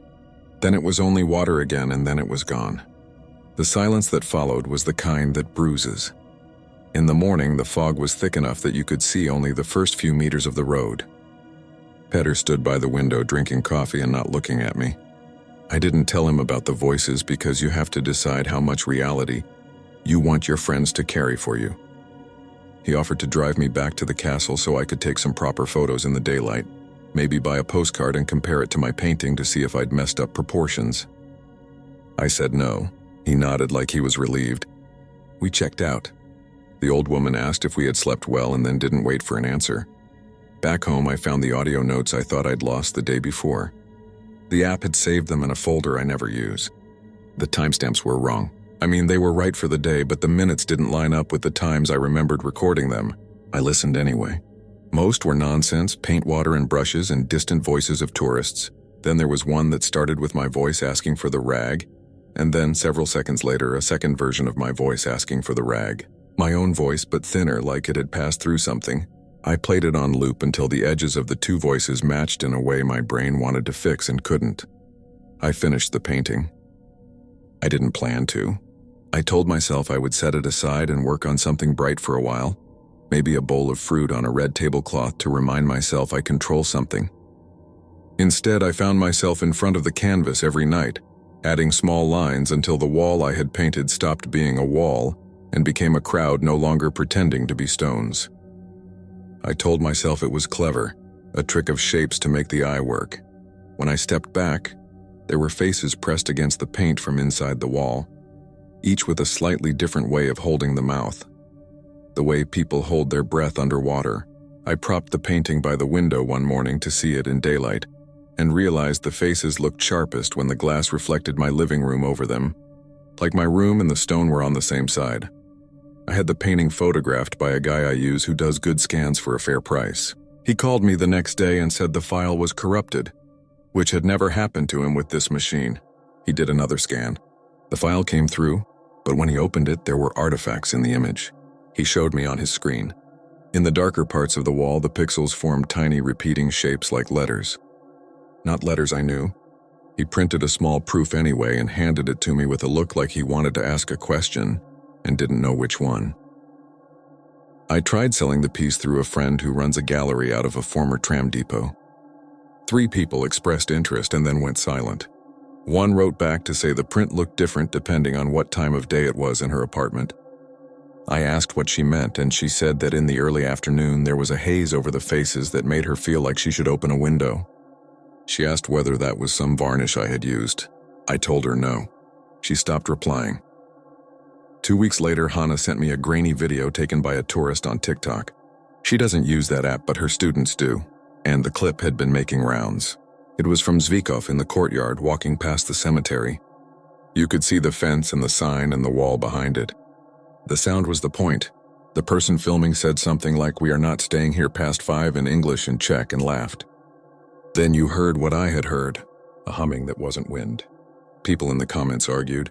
Some said it was air moving through old drains. Some said the audio had been added later to get likes. One person wrote that when her grandmother was young, she had been warned to stay away from the riverbank under the castle when the water was high because the old paths had been swallowed decades ago and were waiting just under the surface. Another person wrote that their priest refused to enter the courtyard after dusk because the dead beneath the Vltava still remembered being in the river instead of under the stones and sometimes spoke up about it. Hannah added a shrug emoji and asked me to bring the painting to her studio so her class could discuss the way I had captured mineral surfaces. She's kind that way. That night I had the dream. It wasn't a classic nightmare. I wasn't chased. Nobody shouted. I was standing in the courtyard, not at the fence but in the middle, and the light was that flat gray that makes your eyes make up their own shadows. The graves were low, the wall high, and the sound was there as if the entire place had a throat. I walked to the wall and set my hand on it and felt it breathe. Not inflate, not rock, breathe. Then the stones tilted a degree, the way a dock tilts when a boat passes. The grave markers clicked like teeth. The air filled with the smell of the river in November. I looked down and saw water around my shoes. Only it wasn't water. The stones under the surface looked like stones, but when I bent to touch them, the cold went up my arm like I had stuck my hand into a pocket of old night. Something grazed my wrist, the lightest touch of a small hand. When I woke up, my room was quiet and my wrist hurt. If this were a different kind of story, I would go back to the castle to prove something. I didn't. I read about it instead. About the confluence where the 2 rivers meet and the fortress that watched them. About foundations sunk into older ground and floor plans revised over centuries. I told myself the human brain loves patterns and old places give it a buffet. I told myself I had taken a pile of suggestions and stacked them into a shape and stood back and called it a face. Then I walked into my living room and saw that my painting had slid off its easel in the night and was leaning against the wall at a new angle, and there was a small damp handprint again at the lower right corner. The same size as before, I wiped it with a clean cloth. The cloth smelled like leaves and iron. I stood in my doorway with the cloth in my hand and tried to count the seconds between my breaths.